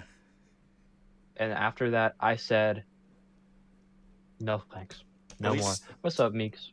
at least watch the the young Rika one. That's really good. Is that the one where they're like knee pawing at each other? Yeah, and they're in like the onsen. I haven't seen the rest of it, but I have seen that scene on clips from YouTube, and that did look pretty good. Me and Drew, that was the episode he selected that we Hmm. watched. I love that one. Ah, the classic ads. Oh, yeah. Gotta love Twitch. Um, Yeah. Only getting worse. oh. Ugh. So, next will be the timeline questions. Interesting. So, why making the timeline? I think I had mentioned it a little bit earlier. So Mhm. essentially, sometimes to make sure if I didn't want to go look at something, I would go to the wiki to look at it, and I quickly found out that not a lot of stuff on the wiki was super accurate. It is not. I've And looked. so, huh? I've looked. Yeah, it's not. Yeah, I was like, okay, this isn't right. This didn't happen. This character didn't do this thing. This thing about this character is incorrect. And so I was like, okay, well, Go and Sotsu already kind of mess up the timeline because its existence brought into the question of like Kota Hogushi. and Higurashi Ray. And so I decided that I wanted to make my own versions of like the wiki that was more accurate and Mm-hmm. say because of Go and Sotsu, these things either are canon or are worth considering as canon now. Like Koto Hogushi is a really big one. I mentioned that in my theories for when Go and Sotsu were first airing, that this was probably canon now, given that the sword was real, Hanyu hints at her past happening, and Iwa is a little easier explained as being another member of like the Ryun race. Right. And Ray also has its. I haven't gotten to Ray yet in the timeline series, but Ray also has its arguments of being a canon series now. At least some of the arcs, in any ways. And so I just want to put stuff in order, say what could be real or not, give as much information to people as I can, because I know as a fan I would really have wanted to have learned this stuff. So new fans can get something new. Right. Old fans could possibly get something new. And I'm also like, instead of theorizing, I'm like analyzing and saying, okay, this person's like, I did this in the most recent one, like Keiichi's on batshit crazy syndrome. He's looking at this all wrong. This is what actually happened. And then I like drew in some stuff from other arcs. I'm just kind of making it all like make sense. If anybody was confused about anything about the series, I'm just laying it all flat out for anybody that wants to enjoy what's going on. Mm-hmm. And like you're even including things that from like the weird like Dojin adaptation manga. Yeah, I didn't really. I got to give complete credit to Drew for that, because um, he. Oh yeah, Beans. If you want, you can copy and paste. I have a huge fucking list of all the arcs, at least mostly in order, where I'm trying to go down through them all. But the reason I found out about the fucking JV one and the The TV show is JAV. because I have a question about yeah, that later. We'll talk about that. that the reason I found out about their existence is because I sent the script to Drew, because Drew said that he would love to help out with it. He told Right. me, this is some stuff that's wrong. He gave me some stuff I could put some jokes in, and then he said it'd be really funny if you included these. And then I watched it. I'm like, it would be really funny if I included these. There was definitely not a part of the initial plan, but now that I know they exist, it's like worth considering to an Mm-hmm. extent. You know, Right.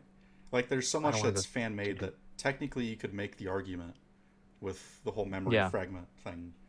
You can make like the Sonic Twitter argument that everything is canon.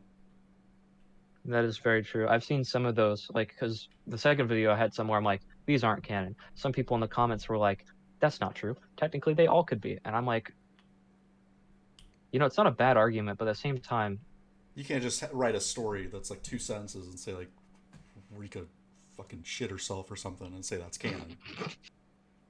Rika had explosive diarrhea and made Yeah, Hinami's allergy syndrome canon. that's canon now. I said it. Oh, I'll yeah. put it into words. I But mean, like, from like a fan fiction perspective, that's definitely interesting because you have a lot of possibilities, but like, I don't want to even think about that. I probably shouldn't have said it like that. But Oh no, not talking about the shitting. Oh oh, my God, okay, I'm not talking about the shitting. I meant like the fragments. Oh, right. shut up, Beans. You got credit in that video. You got credit in multiple videos. I don't want to hear it from you. Also, yes, Meeks, these are my girlfriend's headphones. I'm in her room using her stuff. So I'm looking a little yass right now. It's also good that you're like tackling or trying to analyze how some things that overlap and contradict each other, Yeah, how those kind of fit in. It's more obvious with, or not obvious, but more clear cut with like Watanagashi and Mayakashi, because those are hmm, exactly what happens together. yeah, But like with Sumi Horoboshi and Onikakashi, those kind of slightly overlap. And very small amount. then you have like Tatori and Minagoroshi, which are taking the same thing but slightly adapting, or not adapting, changing how it happens. Yeah, Yeah, same start point, completely different endpoints. And you have I think Gosotsu getting that to just stuff like shits that on will it. be interesting. Yeah. Something about shit. Something about shit again. Yeah, it all comes together. It's the cycle. Woo! But like then you have Awesome. Gosotsu that just shits completely on those timelines and creates this Yeah. whole new thing while simultaneously being the end.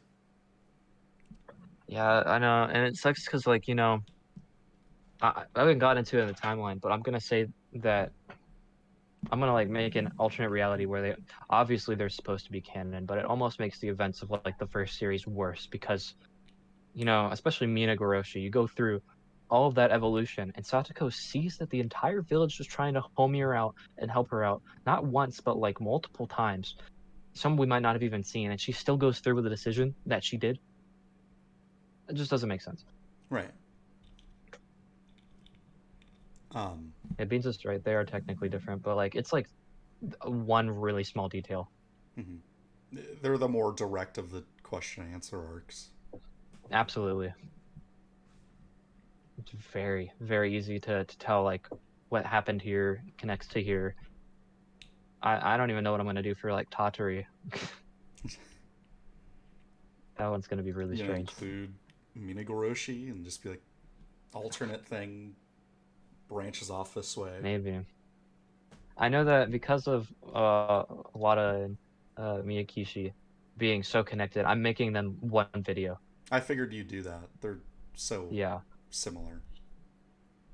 It would just be such a waste to like down the line make a Miyakishi video and it's just like talking about all the same stuff I already did in another one.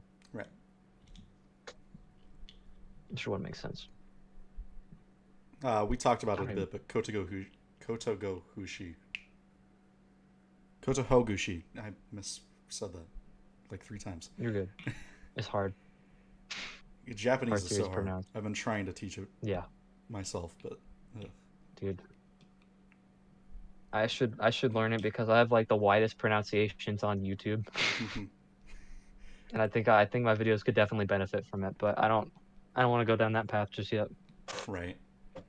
I think Koto is a pretty good arc. I haven't gone to it, been able to read it in its entirety. Mm, But it's one thing to it's really good to talk the console arcs too, because not many know those, and especially not Koto, because they aren't yeah, included in the main games. which is a shame because like so far what I've experienced, Kodo is in contention to be one of my favorite arcs out of all of them. It was really fantastic. Right. I don't remember them off the top of my head, but there's quite a few console exclusive arcs that sound like they could be pretty important that they're just not talked about. And then there's also like this one, I think it's a manga arc that's manga exclusive about like Mion in the future or something. Uh, I know what it is. It's like demon something, I think, or in a midnight something. Yes, yeah. At first I thought it was about her mom, and then I read the description and saw it was not about her mom, and I was like, oh, yeah, Drew said it. Yeah, I don't even want to try to pronounce that. Yoigoshi. That sounds great. Um, Yeah, listen, okay, the alien shit, as much as some might not like it, I love the given what alien shit. happens, dude, like, It. I I like it hate a the lot too. witches. I love that they're aliens. Same. Like, it just makes so much sense. And I mean, the arc is fire, bro. It's so good. Right. Um, but the story of it kind of you imply it's not exactly canon, but it's more like a retelling of a legend. It Yeah, feels very like Ancient Aliens, which is something I loved watching and I still watch to this day. yeah. That show's funny. I used to watch it a lot when I was younger, but I don't usually watch the History Channel anymore. That's all it's good for is Ancient Aliens now. I believe it. Mimi brings up a good point though, because I think on the second timeline video I talked about how I wanted to wait for one of the arcs to finish because I didn't want it to affect the timeline. And I think Ryu, I don't know if you've heard about this, he just like announced a Higurashi origin visual novel like series. It's I updated on the channel. It's a DLC mode for the Switch and PS4 versions of the game. Interesting. So it's pretty much, it has like its own arc technically, but it's like an Yeah. adaptation of a previous console arc. Oh, it might just be Kotohood then, Yeah. Uh, if it's an origin. I don't think it's even that. I think it's just some random horny arc like the Kira one. But it's Yay, my favorite. right. It's but now like the console players can finally have like the Ryukishi sprites, and that's what it was mainly for. Oh, okay. Interesting. Has its own opening for some reason, but the opening's really good. And it's so much Hell yeah. better because it changes depending on which version of the game you're playing. So you can have like the opening and it's the Ryukishi sprites, Right. which is simultaneously like badass, but it's also weird. It's like goofy. It's like I'm trying to think. It's almost like Spider-Man. I don't know why that's my first comparison, but like goofy and badass is Spider-Man. Right? That's so sad. I mean, actually, I shouldn't say that that's sad that that's what Origin is, because for my sake, it makes my life so much easier. But it That's is what sad I that it's thought like too. nothing more. I was hoping it Yeah. would have been more like confirmation of Hanyu's story, or Hmm. maybe the first loops for Rika, because we don't really see Hmm. those. Right. Or even, next question, giving Oreo some story. I Because, would actually love that. I think that's what one of the manga ones is trying to do sort of right now. yeah, it was Oni something. Yeah. We don't get anything for Oreo. She doesn't even have sprites in the VN outside of the console versions.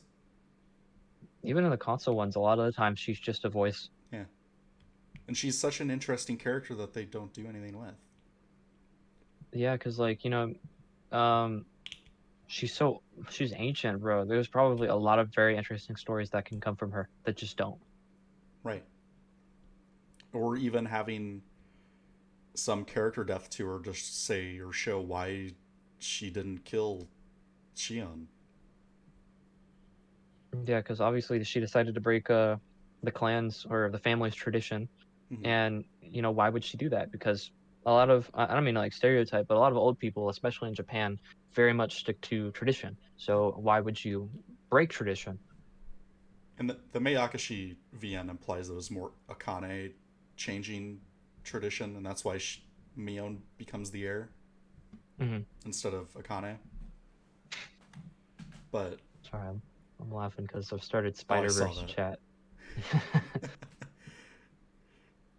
um, but yeah, it's just characters like Oreo that don't get enough attention, or Rika's parents even could be included. Yeah, they got like some attention, but like very small. They were just kind of there to be killed in that one arc in Ray. Yeah. Um, I know Ire is a little controversial, but he's a character I would like to learn more about.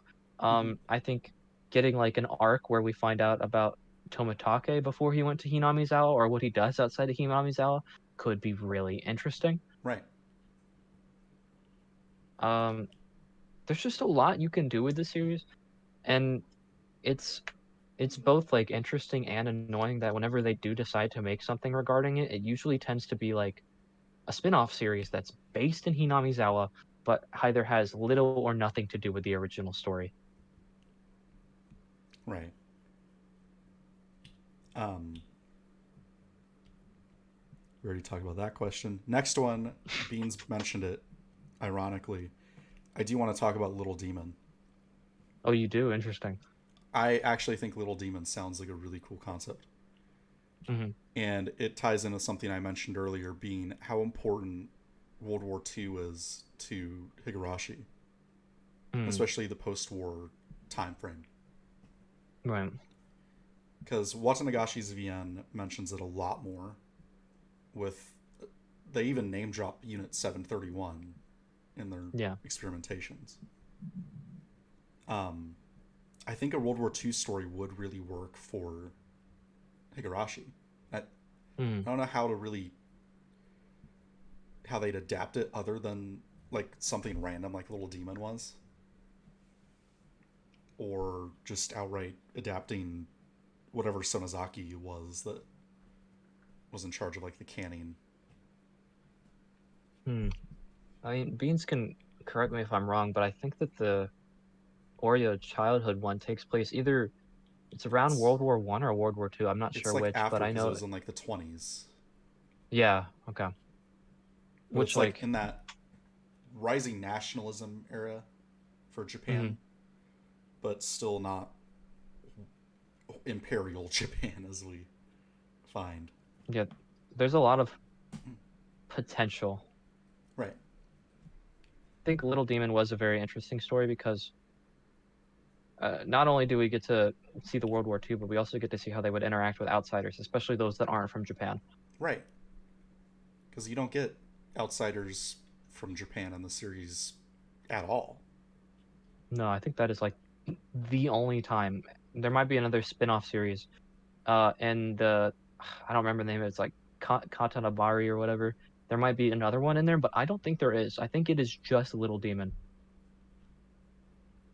And like, what a time to do it with the more nationalistic views of Japan at the time.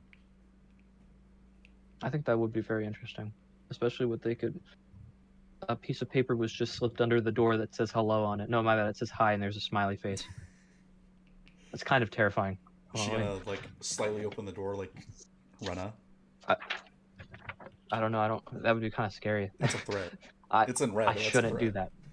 I shouldn't do that. I swear. Holding up that paper, somebody in my Discord server is gonna make memes out of me with that now, probably. Girlfriend reveal. Beans, you've seen what Juliet looks like. She's posted like a video of like me reviewing a Mountain Dew flavor a long time ago. That flavor was very strange. I don't even. I think that it would be very interesting to do a World War II kind of take on it because I we get a lot of that in media, and I will say I actually am a big fan of it. Like Hacksaw Ridge is one of my favorite movies. Right. Or what was Um, the one about the POW? That was a really good one. hmm, Uh, I know what you're talking it's about. like Unbreakable or something. I think so. No, I don't know actually. Unbreakable was it an M. Night Shyamalan movie? It was something like that. I can't remember the Okay. name. Um, it'd be very interesting to see just a Hinami Mizawa take on it because they offer like one thing that a lot of things don't, which is like at the time it probably would have been a batshit crazy village combined with the disease that like that would be very interesting. Maybe that's what like making it tie into Outbreak would be pretty cool. That's how Yeah. like it gets more out there. Somebody comes in, they get it, and maybe the parasite that is Hinamizawa syndrome is like infectious. That would be cool. But naturally no. Or even like having post-war their reactions to the bombings or um, just the American presence in the country. Yeah. Let's get Trump and fucking Higurashi, bro. Come on, man. Where is he? Right. If he's in Death Note, he can be in Higurashi. Oh, he is in Death Note, isn't he? Yeah, he's in the spinoff. I forgot about that. I don't blame you. It's like I think maybe 2 chapters. It's not very long. Mm-hmm. Um, It's interesting that you brought up Little Demon, though. I do think about that sometimes because that was the first time people tried to argue that a fragment could be canon was through yeah, Little Demon. I, I could I see it, I but personally thought it was like one of the more interesting side stories that people came up with because I yeah, do love history and I love World War II history. So it's like just that like one kind of fit in a bit more with me. yeah, it's so out there. A lot of them have to do with like the main cast, and Mm-hmm. this one is just so detached from it. The only person that we get from the main cast that's in it is Oreo. Or, I don't even know. I always call her Oreo, like the cookie, but I don't think that's correct. I think I'm just really white. It's the same. It's Okay. and then you have the not Rika, which is I think it's her grandmother. Mm. They don't specify, but yeah, yeah. Oni Oh, starts World War interesting. One because Hifumi does research the World War II soldier or whoever that contracted Hinamizawa syndrome. Yeah, and I like that because I'm pretty sure that was mentioned in the original series because we see a Yep. soldier freaking out, Hmm. and I think that's very interesting because that another thing could already just make this canon. It really just depends on how the rest of the series was handled because I read like the first few chapters, but I didn't go full dive into it yet. Yeah. Uh, Next would be talking Himatsubushi and how Dean really did screw that over. Because you did talk about the other adaptations of Himatsubushi. Yeah. Oh my gosh. No, like I had no idea that it was as deep as it was. I didn't either until I read the VN last month or month before. Yeah. Like the Dean adaptation of it specifically, I remember thinking it was really boring. If I was to, I think I did a tier list in my my 10,000 subscriber video where I'm pretty sure I gave it like a C tier. I thought that the arc was very mid. Um, and then after reading the visual novel and the manga, I was like, oh my gosh, this kicks ass. Yeah. Akasaka is super cool. Akasaka has Like, depth. They give Rika a yes, lot more to do. yes, And Akasaka Shion, ended up not being Shion, really and cool. Mion has stuff to do there too. Yeah, which I don't remember if she was in the anime or not off the top of my head, She's not. but I think she shows up she's at in like both. the council meeting for like one scene, and it's just like a quick Oh, cut. yeah, but then like the manga, she's a part of the protests, and Akasaka saves her, Hmm. and I'm pretty sure she's just a part of the protests in the visual novel, Yeah, like the and tip that's just really sections have her interesting. talk to Oreo a bit, but that's all. Yeah, I thought that Himatsubushi is just so much more interesting because in the other mediums you can almost kind of feel like her desperation while in the anime until like further notice. Like when you find out that she loops, it does look like she just gets possessed and it plays into like the Yeah. little girl possessed trope. Hmm. And I didn't like that. She has a lot more to do in it too. I also really like that um at least in the manga, because they didn't really specify it in the visual novel that one of the guys that he plays mahjong with is the manager of the dam. Yeah, they say it in the VN. Okay, I couldn't remember, but like them just dropping that, I'm like, oh my Hmm. gosh, And that that was just nice like to makes know. a lot of it. Yeah, a whole lot of it just ties together more, and that makes the reveal of it being, um, Oishi's friend that motivated him to get more involved and like figuring out the town. It Yeah. makes it make so much more sense. There's just a lot of stuff that I really wish was in it. Like as much as it would have been not the, it would have been a little silly to have it. I would have loved to have seen them playing mahjong on there too, because that's another thing. Actually, I don't think it was in the anime. Maybe it was. I can't remember it. But we find out in like Go that Oishi loves mahjong, and I'm like, I do not remember that. Trying to That's think like if they do. I can't remember. Maybe in Ray or Kira. They did do it in Ray, I think. Um, because they did something silly with him. Beans is right. They didn't show the protests in the anime.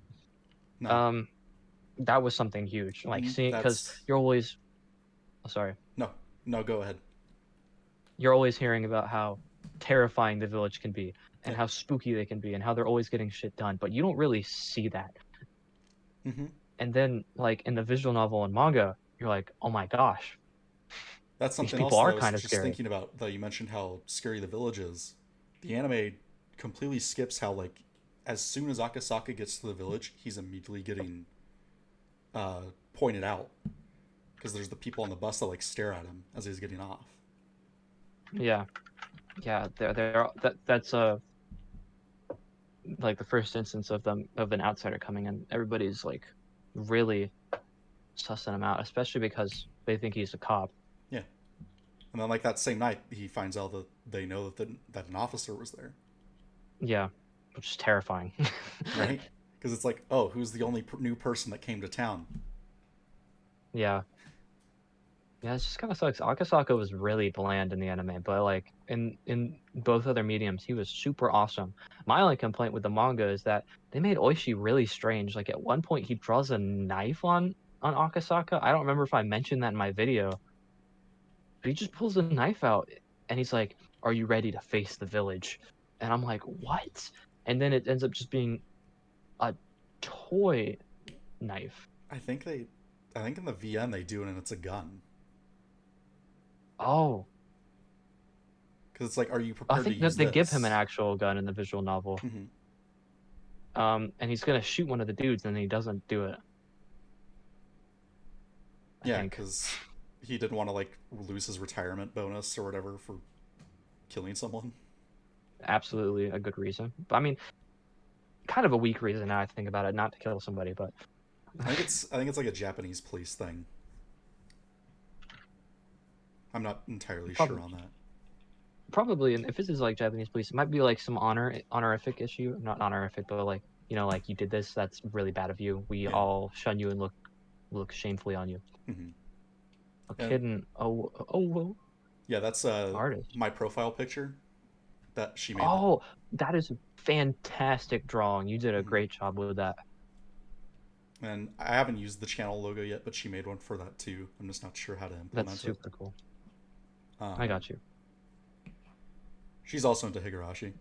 Uh, I had a feeling. Himatsubushi also gives like in the VN at least, and I'm assuming the manga too. They give Rika a reason to be on that road that they're going to the town or the village where the kids kidnapped at, Yeah. because she's like at the protests.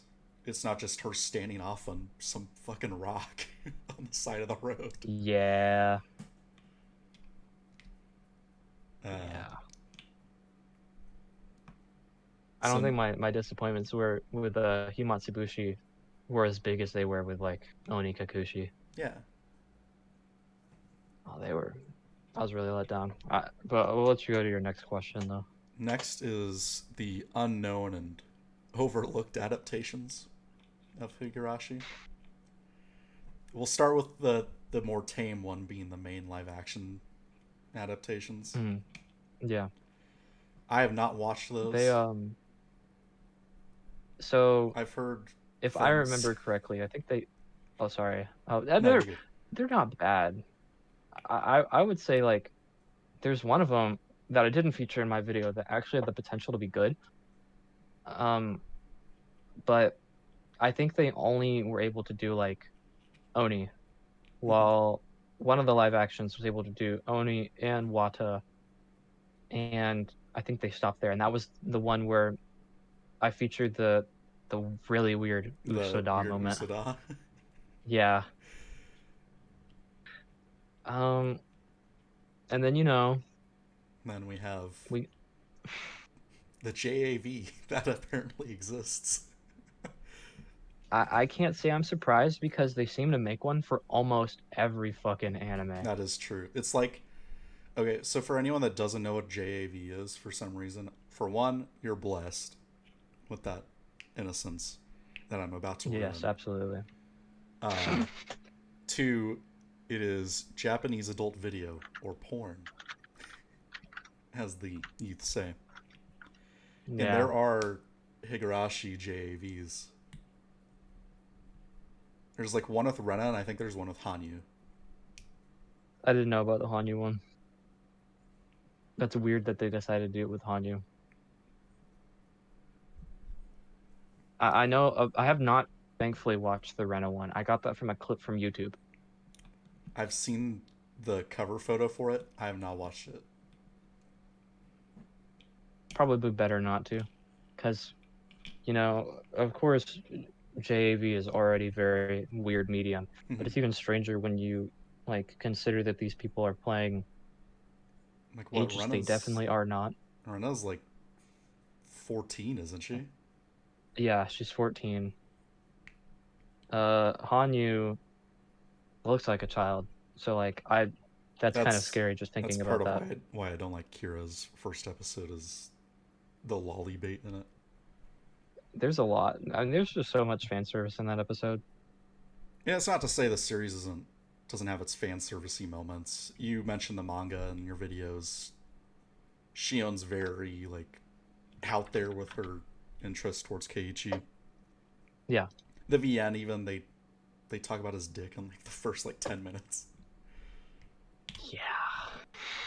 Yeah, That was a big surprise to me. imagine reading that out loud. I was not Yeah, expecting no, that because the I the anime was so innocent. yeah, no, they just kind of say hi, and it's like, oh, do you miss me? You got a little older. And then the manga, it's like, Mion's I like, mentioned this in my video. I was really upset because they just like are really, really shoving Mion's tits in your face, like literally. they literally do. I can. Where did I put the manga? It's right here. I was very angry because that just seems so out of character for her.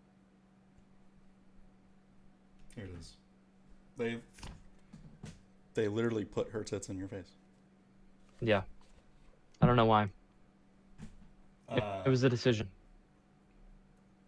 yeah. So there's Decision that. of all There's time. the. Then the VN I mentioned. There's like, oh, I bet something else is big too in the mornings. And the whole fur seal conversation constantly. Oh yeah, no. I will be completely honest, bro. When I first watched Ray, I didn't know they were talking about his fucking dick, bro. I assumed. I thought they were just talking about his pants. No. I do Because like how like the they're VN like leopard changes print. that a bit. Okay. Because it's at the Watanagashi festival, and they have Yeah. like the game to like, they have to like find something cute, and whoever wins it doesn't get the punishment game. Hmm. So Keiichi takes Rena. He's like, I can show you my fur seal, and they go off behind like a corner, and everyone comes out and they like call him a pervert and like threaten to kill him. And like Rena holds out, it's a literal fur seal keychain. What? Yeah, he just has like an actual fur seal. Oh, this series is weird, bro. It really is. This But we love series it the is same. weird. Yeah, that's true. Even in all of its strangeness, bro. And that ties in with my next question being each adaptation has like its own pros and cons. It's like the Yeah. Dean style, I love the art style for it. It's very simple, but it makes it a little more horrific and creepy. Because the gore is a lot more realistic. Yeah. And then you have the downsides of it. It does have very choppy animation at times. Yeah, but I feel like it almost plays into the whole aesthetic of the show. It does. Um, Gosotsu, the gore is a lot more wild, but it loses a lot of that Yeah. realism with the horror. Plus, I think everyone looks too plasticky. Yeah, I think they did the gore really well in the one scene at the end of it's the one where Keiichi's getting his head bashed in. Yeah, and then I obviously the Watanagashi dance scene is great. it's a huge one. But besides that, it's like, oh, in the chandelier. Oh my gosh. Drew mentioned it earlier, but that scene, I was not expecting that because like I think a lot of the gore is pretty. It's like absurd to the point that it's just silly. Mm-hmm. Almost feels like an Evil Dead movie sometimes. Yes, I didn't think about that till you just said that. It's the blood splattering and just like exploding everywhere. It's like Evil Dead or that Yeah, scene in Nightmare on Elm Street with the bed. yeah. Oh yeah, dude, the blood geyser from the waterbed. Mm-hmm. Yeah. Oh man, I'm getting so thirsty. Um, What are we talking about? we were talking about how each adaptation has pros and cons. Oh, I mean, I will say that while the Dean anime does cut out a fair bit of content, it's the most fun. It is. Um, Gosotsu has the Sotsu that drags it down so much, and then Dean Agreed. at least completes everything. Yeah, everything's like you could watch it and you'd be fine. You wouldn't necessarily need to consume any more of the media. Yeah, it's a almost perfect end. You can include Ray if you want to, or the Rika episode and Kira, but that's like complete there. Yeah, going so too. There's just a lot. The animation was also really bad. If you like going back and rewatching it, a lot of it is pretty much just very static images. Um, like the only like few times you can really notice that they went crazy was like the Watsunagashi scene for sure. Um, one of the characters in Angel Mort, they really clearly put a lot of effort into her tits bouncing for some reason. They put a lot Um, into everyone's tits bouncing in there. yeah, I was kind of surprised because they don't really draw much attention to it in the Dean anime, but they really did. Which, I And mean, I guess go Gosotsu adapts it accurately because it is a lot more promiscuous of a place. really. Yeah, the otaku scene does happen with Shion having Oh, the to. one where it's like clean it up. Yeah, that Oh, happens. that's fucked up. Hmm. Yeah, and then the Dean anime was kind of just a cosplay cafe. Yeah, it's more like a Hooters, but you have to do things. Hmm. The manga is like both good and bad. Some of the arcs are like much better than the visual novel or the anime, and then some of them are just really not that great. Right. Like like Oni, I thought might have been the weakest in the manga almost. That's the only one I've read so far, and I think it's doing well at blending the VN and anime. Yeah, Because there's the scenes like the where Keiichi's walking through the town getting the tour, and the VN just implies it's just some random citizen that points him out. The yeah. manga makes it a point to show that it's Takano, Hmm. which kind of fuels his paranoia of this random person knowing him. Yeah, and in the console arc, while you don't see her, the text does say it's Takano, Yeah. which is interesting. I don't know. I would definitely say out of the bunch, the Dean adaptation is probably my favorite. I think the visual novel so far has been very good, but I can just turn on like any arc of the Dean anime and just have a really great time watching it. Like Right. literally whenever. Um, so with that, that kind of closes out those questions. And next will be what future projects you have. I know you have the LGBT video coming out. Yeah. Anything else? There was the Andrew Tate one that I did not know about. Yeah, so I'll give a little bit of a rundown of it. Andrew Tate, for some reason, has been tweeting himself every single day with anime women. Wait, that's actually real. Yes, those I are real tweets from his I've Twitter. seen those and I thought it was just shit posting. No, no, no. They're real. They are 100% real. Oh my god. And so I'm going to talk about it because people are like, okay, is he actually an anime fan? Or is he just memeing? And where is he getting all of this from? And so without spoiling my video, because I'd like people to watch it. Yeah, don't Uh, spoil it. But, oh my god. I thought it was very fun. It's a fun upload. Uh, Let me think. So there's a few. One of them was I wanted to do a 10 years later retrospect on Sword Art Online. Mhm. SAO, when I was a child, was my favorite show ever, but very quickly I realized that it was just really bad. Right.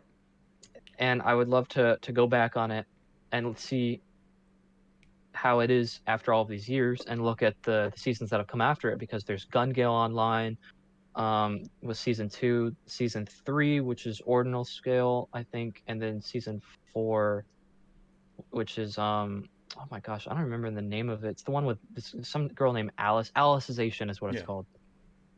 And then there's a movie which is progressive. There's a lot of content, so I'd like to go in and look at it and probably just make a meme video because I still think it's going to be a bad series. I Mhm. don't expect much to have changed, but it should be fun. Um, I'm gonna do a video defending Erased. Have you ever seen that anime yet? I haven't seen it, but I've heard about it. It's a great show in my opinion, but it falls kind of flat with its ending, and I'm gonna explain why it ended that way, what led up to it, and stuff regarding it because I think it gets way too much hate when it doesn't deserve it. I plan to do a video on eventually, I don't know when, Railgun S has this arc in it called the Sisters arc, and that might be one of the best arcs I've ever watched. Period. It's really fantastic. Let me check my. I can't check my Trello. I'm not on my computer. That's where I would normally go to look at my videos. Right. Now I gotta think of them off the top of my head. I was going to do so the Jujutsu Kaisen manga has this arc that's coming up in season 2, which airs in July, called the Shibuya Incident, and that is one of the best shonen arcs. Period. I know that's a bold statement, but as somebody who has read almost all of the mainstream shonens, there's no contest. It's fantastic, and I want to talk about it before the anime gets to it because I don't know. Maybe I should wait. Maybe the anime footage would be pretty sick. That would help like get some hype behind it too. Yeah. Of course, making a video on Umineko is something that is always plaguing me I've seen that in because chat being brought up. yeah, I love that series to death. Like, no kidding. Like, I did a top 5 of my favorite things of all time, and Umineko was number 5. And just finding a way to pinpoint making a video on it is just so difficult because, Higurashi is like fairly straightforward, but Umineko, there's just so much depth to it, Right. and it's so long, and there's so much that you could discuss. And I'm like, dude, where do I even start with this? Like, I can't do what I did with Higurashi, which is where I started doing, the changes series, because obviously there's no changes really to be discussed. I could always do like cut content from the anime and then like go from there, but it's very difficult. I could talk. A video I've had planned for a very long time is ReZero has this episode called Parent and Child, and it is one of my favorite episodes ever, and I wanted to make something talking about that. Because I've watched it like several times, and every time I have sobbed multiple times while watching it. And I do want to start getting into. So I guess I could talk about this here. This is a very recent idea. For my birthday, it ties into actually what I was just talking about. For my birthday, I was gonna start making a passion project video. Because my birthday's in September, where Same. I do like. Oh, nice. What day? 8th. 8th. Okay, I'm at the end of the month. I'm at the 29th. I wanted to do a video where I talk about my top 25 favorite things of all time. And in it, I would talk about video games and movies and TV shows, like live action TV shows. Right. And from that point, I would try to use it as a way to get into talking about like actual movies, because my goal isn't YouTube. I want to make movies. Like, I want to be a director for either animated or live action films. And so I need to get into talking about that a little bit more. I've got a lot of plans. The issue for me has always been motivation, not because I don't want to do it. It's just because I'm very prone to burnout, because I get so invested in a project that I will work on it nonstop, and then when it's done, I'm like, I'm dead. Like, Right. That's it happens a lot. I feel you on that. It's hard. I think it's something that all creative people deal with at one point, and people eventually learn ways to like, best it, because it doesn't go away. You just gotta like almost like weave it into your schedule, like know when it's coming, expect it, and know what to do to stop it. But really, truthfully, like, I plan to do a video on Sunny Boy too. That's a very niche anime. I was gonna start an entire series called, I don't know. This is like a working title. It's like explaining retrospective anime, or explaining like old anime. Like, I wanted to do one on Akira, Perfect Blue, some Ghibli films, stuff like that, talking about if they hold up, how they are now, stuff of that nature. I've got like I think I'm Ghost in the Shell or like Serial Experiments Lane would be ones to do with yeah, I that. haven't seen either of those yet actually. They both kind of like make a lot of sense with how AI's kind of risen up lately. Yeah, especially I think Lane deals a lot with stuff like that. Mm-hmm. I'm sure you can probably tell I'm just kind of a passionate guy. If I like Right? something, I'm probably going to talk about it. Hell yeah. Yeah, that actually like this ties back a little bit earlier. The reason I really ended up making an anime channel is I was so down bad to talk about anime with people that I made a Reddit account, and finally I was just like, whatever, I'll just upload my rants instead of making Reddit posts about it. Mm-hmm. And yeah, no, I've I got a lot of plans. The issue is making them happen, but Right. that'll happen in time. Yes. I think like because I've talked about it on Twitter, I do want to push into YouTube as well and do Hmm. anime essay kind of content as well. And you Yeah, mentioned covering series like the SAO retrospective you want to do. That's something that I want to do as well for like because in my early Weeb days I thought Soul Eater and like Full Metal Alchemist Brotherhood were the best gifts to man. mm.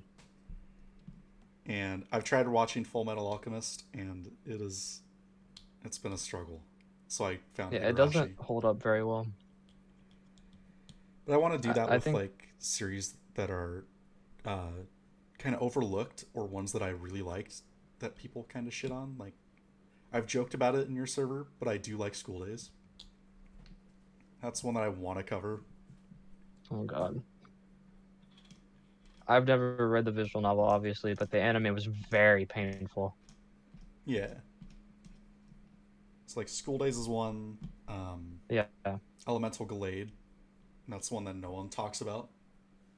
I don't even know what that is. Does it involve the Pokemon? No, it's Okay. Gelade.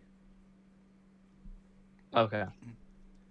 But it's to put it simply, it's like combine bits of One Piece, Soul Eater, and like Code Geass. That sounds awesome. I don't see how that could be bad, but you said it was hated? Not hated, but just very overlooked. Oh, okay. I think it was one that just aired on like Toonami occasionally, and then got like a DVD release. I got you. I actually would like to make a video on Soul Eater too because um I think it deserves like a Full Metal Alchemist treatment where they get Brotherhood, I've heard that a but they do lot. it with Soul Eater. Hmm. The manga is great for Soul Eater. I don't know if you probably know that the ending was anime original. Yeah. Yeah, I would love them to just do a manga version Hmm. because it deserves it. I think Soul Eater is really good until it got to its last arc, and then it's just kind of a mess, especially like the last few episodes. Everything just felt like really rushed. Yeah, Same with again Higurashi felt like really rushed with Sotsu. yeah, that's a fucking bummer, man. Somebody was trying to like promote they're doing a Higurashi Sotsu rewrite project, and somebody was trying to get me to review it, and I was like, I'm not going to do it, man, because while Sotsu was like definitely a mess, it's probably rushed. Uh, it's not what Ryukishi probably wouldn't have wanted you guys to rewrite it, so I'm not going to review it. Right. I'm not about that. Hmm. Um, I think going into YouTube would probably be pretty cool. You got the voice for it. right. That's what like Candace and them said was like I was pretty good with like the interview thing. Mm. And then I'd always been like told like in high school that I had like a voice for like radio or something. So I could see that. Yeah, you could be like a very relaxing channel with like imagine like a very chill editing style. You know, the video you just kind of turn on when you feel like yeah. having a good time. Hmm. Thank you. Of course. So with that, I kind of forgot to pull the episode up on my overlay, but we will get into that now. Okay. So I'm I'll actually stream it. curious which one you're gonna choose. Oh wait, I told you which Yeah, one. you did tell Ha, me. silly. We picked the last episode of Sumi.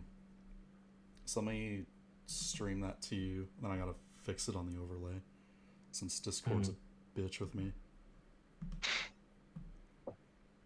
So Oh beans, fair if you feel warning, like no DMing one's me. seen the overlay issues that I've been having yet. Okay.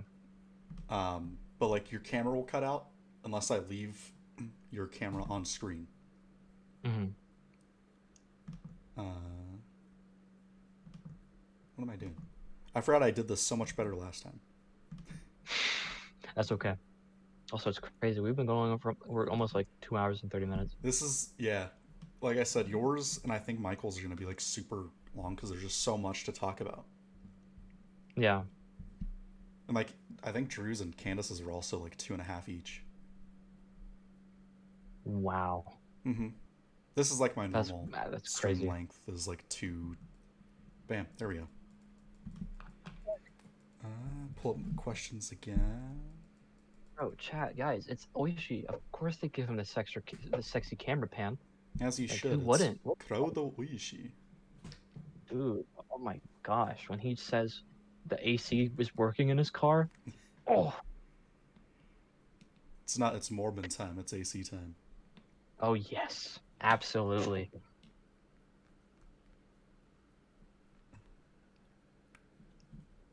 So, after that episode, we like to end off with answering the question of what Higurashi means to you.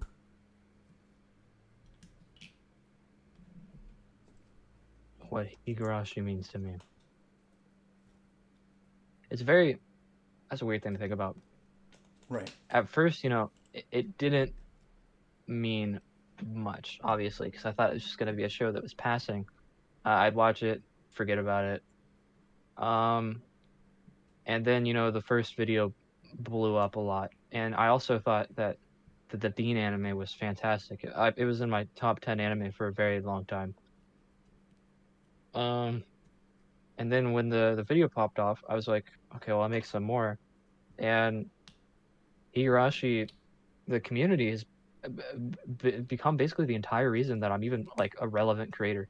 Like without them, I would be absolutely nothing. It's like Higurashi, the anime, and like also weirdly enough, I feel this with my videos. It's all about like friendship and those connections. It's all meaningful. Like when people comment on those videos, I know who they are. They've been there since the beginning, pretty much. I've become friends with them in my Discord server. Beans is a great example. So is a Drew. I uh, um I made friends that I never thought that I would. I've had opportunities. I never thought I was going to voice act in an abridged series, and Higurashi gave me that chance. Uh, it introduced me to Umineko, and I love Umineko. Uh, it's given me ideas for um films that I want to make in the future. Like I have a plan that's almost similar to the looping aspect, where the characters kill each other. Next episode, it starts again, and each time you get new information. There's Higurashi's done a lot for me. I've made friends that I've made memories that I will never forget about. Like that first stream that I did for Higurashi was so much fun. I've had so many opportunities. Like Higurashi, it's silly. But it really is like it's the friends we made along the way. It really is. It is. I did not ever expect an anime to bring me so many people and so much joy in the show and outside of the show, because I do love all the characters. Obviously, it is a series that's gotten me emotional quite a few times. It's just very strange that it's become such an integral part of my life. I never expected it to. Right. Yeah.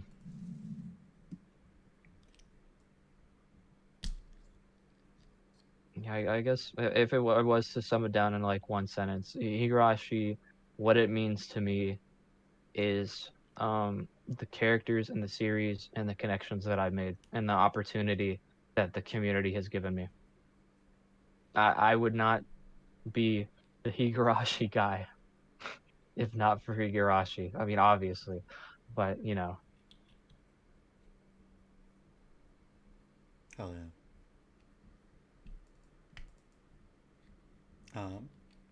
You have any questions for me?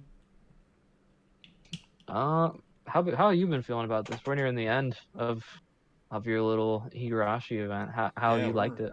we're almost done with it. Actually, I Yeah. think we're halfway. Um, Um. I've got two more interviews, one with Corvid and then Michael on hmm, the 30th. Tomorrow I've got my cooking stream that I'm doing. oh, that should be fun. How it will be. Um, it's been a learning experience because I do want to do it more in future years and get more people involved. Like I've reached out to Mhm. a lot of cosplayers and more artists on Etsy that have interest in this. So Yeah, I've tried to do that in my timeline videos, that's what I giving like, forgot to mention. That was one I didn't put, uh, but I told myself in my head I was going to bring up. I love that in your oh, timeline videos that you're giving artists a chance to like show off their work. yeah, I mean, yeah, there's a lot of great artists in the seventh expansion community and the Higurashi Mm-hmm. community that just get like people don't know who they are, and I'm like, well, okay, without the community, people wouldn't know who I am, so I think they deserve an equal opportunity for some Exactly. exposure, giving back to what they've given me. Mm-hmm. It's only fair. Right. But yeah, it's been just kind of a learn and see what sticks for this year, how we can improve in future times Mm-hmm. and get more So you people planning to do involved. this again, maybe? Oh yeah. Next year I want it to be a little more collaborative between people instead of just like me kind of running it. Make it more of like a festival type deal. Yeah. That was what this I'm one was picking up what you're supposed to putting be, down. but I kind of got distracted and didn't reach out to people as soon as I wanted to. And that's okay. Yeah. I want to get I like mean, for artists to you, like make stuff for the event. And I think in the Matsuri server, I found mm, randomly it was like some fan artist that asked about if there was a Higurashi event for doing art. So we came up with like a themes for each day of the month for people to yeah, do. I remember seeing you guys brainstorming about that. Mm-hmm. Have they used those prompts at all? I think they did like one or two. It was just like really last minute. So Yeah. plus a lot of them were like I mean, really specific. we could always reach out to like the Higurashi subreddit too and like make it a bigger thing. Mm-hmm. Yeah, I kind of just stuck to Twitter, random discords. Understandable. But there's always next year I to think learn from. So absolutely. I think what you're doing is really cool. When you first approached me about the idea, I was like, "That's really cool. That is such a neat idea." and it was kind of I'm happy to be a part of it. in your answer to what Higurashi meant to you. You mentioned like the community and friendships. That was kind of my whole thought process behind it because there wasn't a lot for Mm. Higurashi communities to interact with. So I kind of wanted something where people could get to know each other as content creators or fans, artists, whatever, and share why we like Higurashi. Yeah, this is very interesting. I've never been involved in something like this. Me I know a either. lot of people think because of my channel size, I probably get myself around, but no, I don't really. Mm-hmm. So this has been really cool. Like when you reached out to me, I went and bragged my girlfriend because I was like, I'm a bit of celebrity.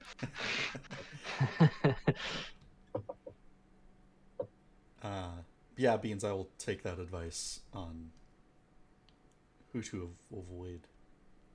Yeah, there's this one content. I don't know. And it's not a content creator. It's just somebody on Twitter that almost exclusively gets involved in like very like explicit Mm-hmm. content of like specifically the very like minor characters like Yeah, children, I've and that's like seen actually today on Twitter there was a Higurashi tag that was trending. It was like Mion and like a Nazi outfit. and what? Yeah, someone did like Mion in a Nazi uniform. Hopefully that's just like a shit post. People are taking it seriously. I mean, I don't blame Sadly. them because that's like pretty spooky. Mm-hmm. But hopefully it was just silly little hee ha ha, Yep, that not like it's you know. RW underscore WTC. Hmm, I might check that out after the stream just Yeah. to see it. Mm-hmm. I literally found out about it right before I started stream because I was scrolling through Twitter about to put my link and I saw people talking about like Higurashi and fascism. Like what the fuck? Dude, I don't even know what to say about that. But I don't know if anybody's asked you this because since it's towards the end, has anybody asked you what Higurashi means to you? Drew did. I'm gonna answer that on the last stream for the month. That way I'm not Fuck. like Okay, repeating it every week. that makes sense. Oh, it's good to know, Beans. Hard to believe that subsection of the community is a thing. Mm-hmm. I didn't think that either because of how like not supportive of those ideas the series is. Absolutely, but I don't know. That fan base will form in any like Exactly. fandom. Mm-hmm. Sad, but just kind of a fandom thing. Any questions from chat for me or Hunter? Yeah, last minute questions, guys. Even though most of you have instant access to talking to me in my Discord server, if you have Right. anything, go ahead. I'm all ears. I'm While I all cat ears. while I find someone to write out to, I will let chat kind of come up with questions if they have any. Oh, interesting. Wait, that's very strange. That being said, a majority of. Well, actually, you know what? Can we talk about that stuff on stream? I feel like that might be against Twitter. I mean, not Twitter. Twitch terms of service. Yeah, Eh, that it doesn't make any depends. sense. As long as it's not like hate speech, I think it's fine. But it's kind of like a Yeah, gray area. I will just find that hard to believe because Chad at least Beans and Dribbles will probably understand what I'm talking about. There's a character in Umi that is like the best character in it that Mm-hmm. makes this makes that feel hard to believe because they kind of relate to that, I think. Of course, I'm trying not to get into spoilers, obviously, because I want to spoil it for you or other people that happen to be watching this Yeah. that haven't seen it. But that just seems very weird. I don't know.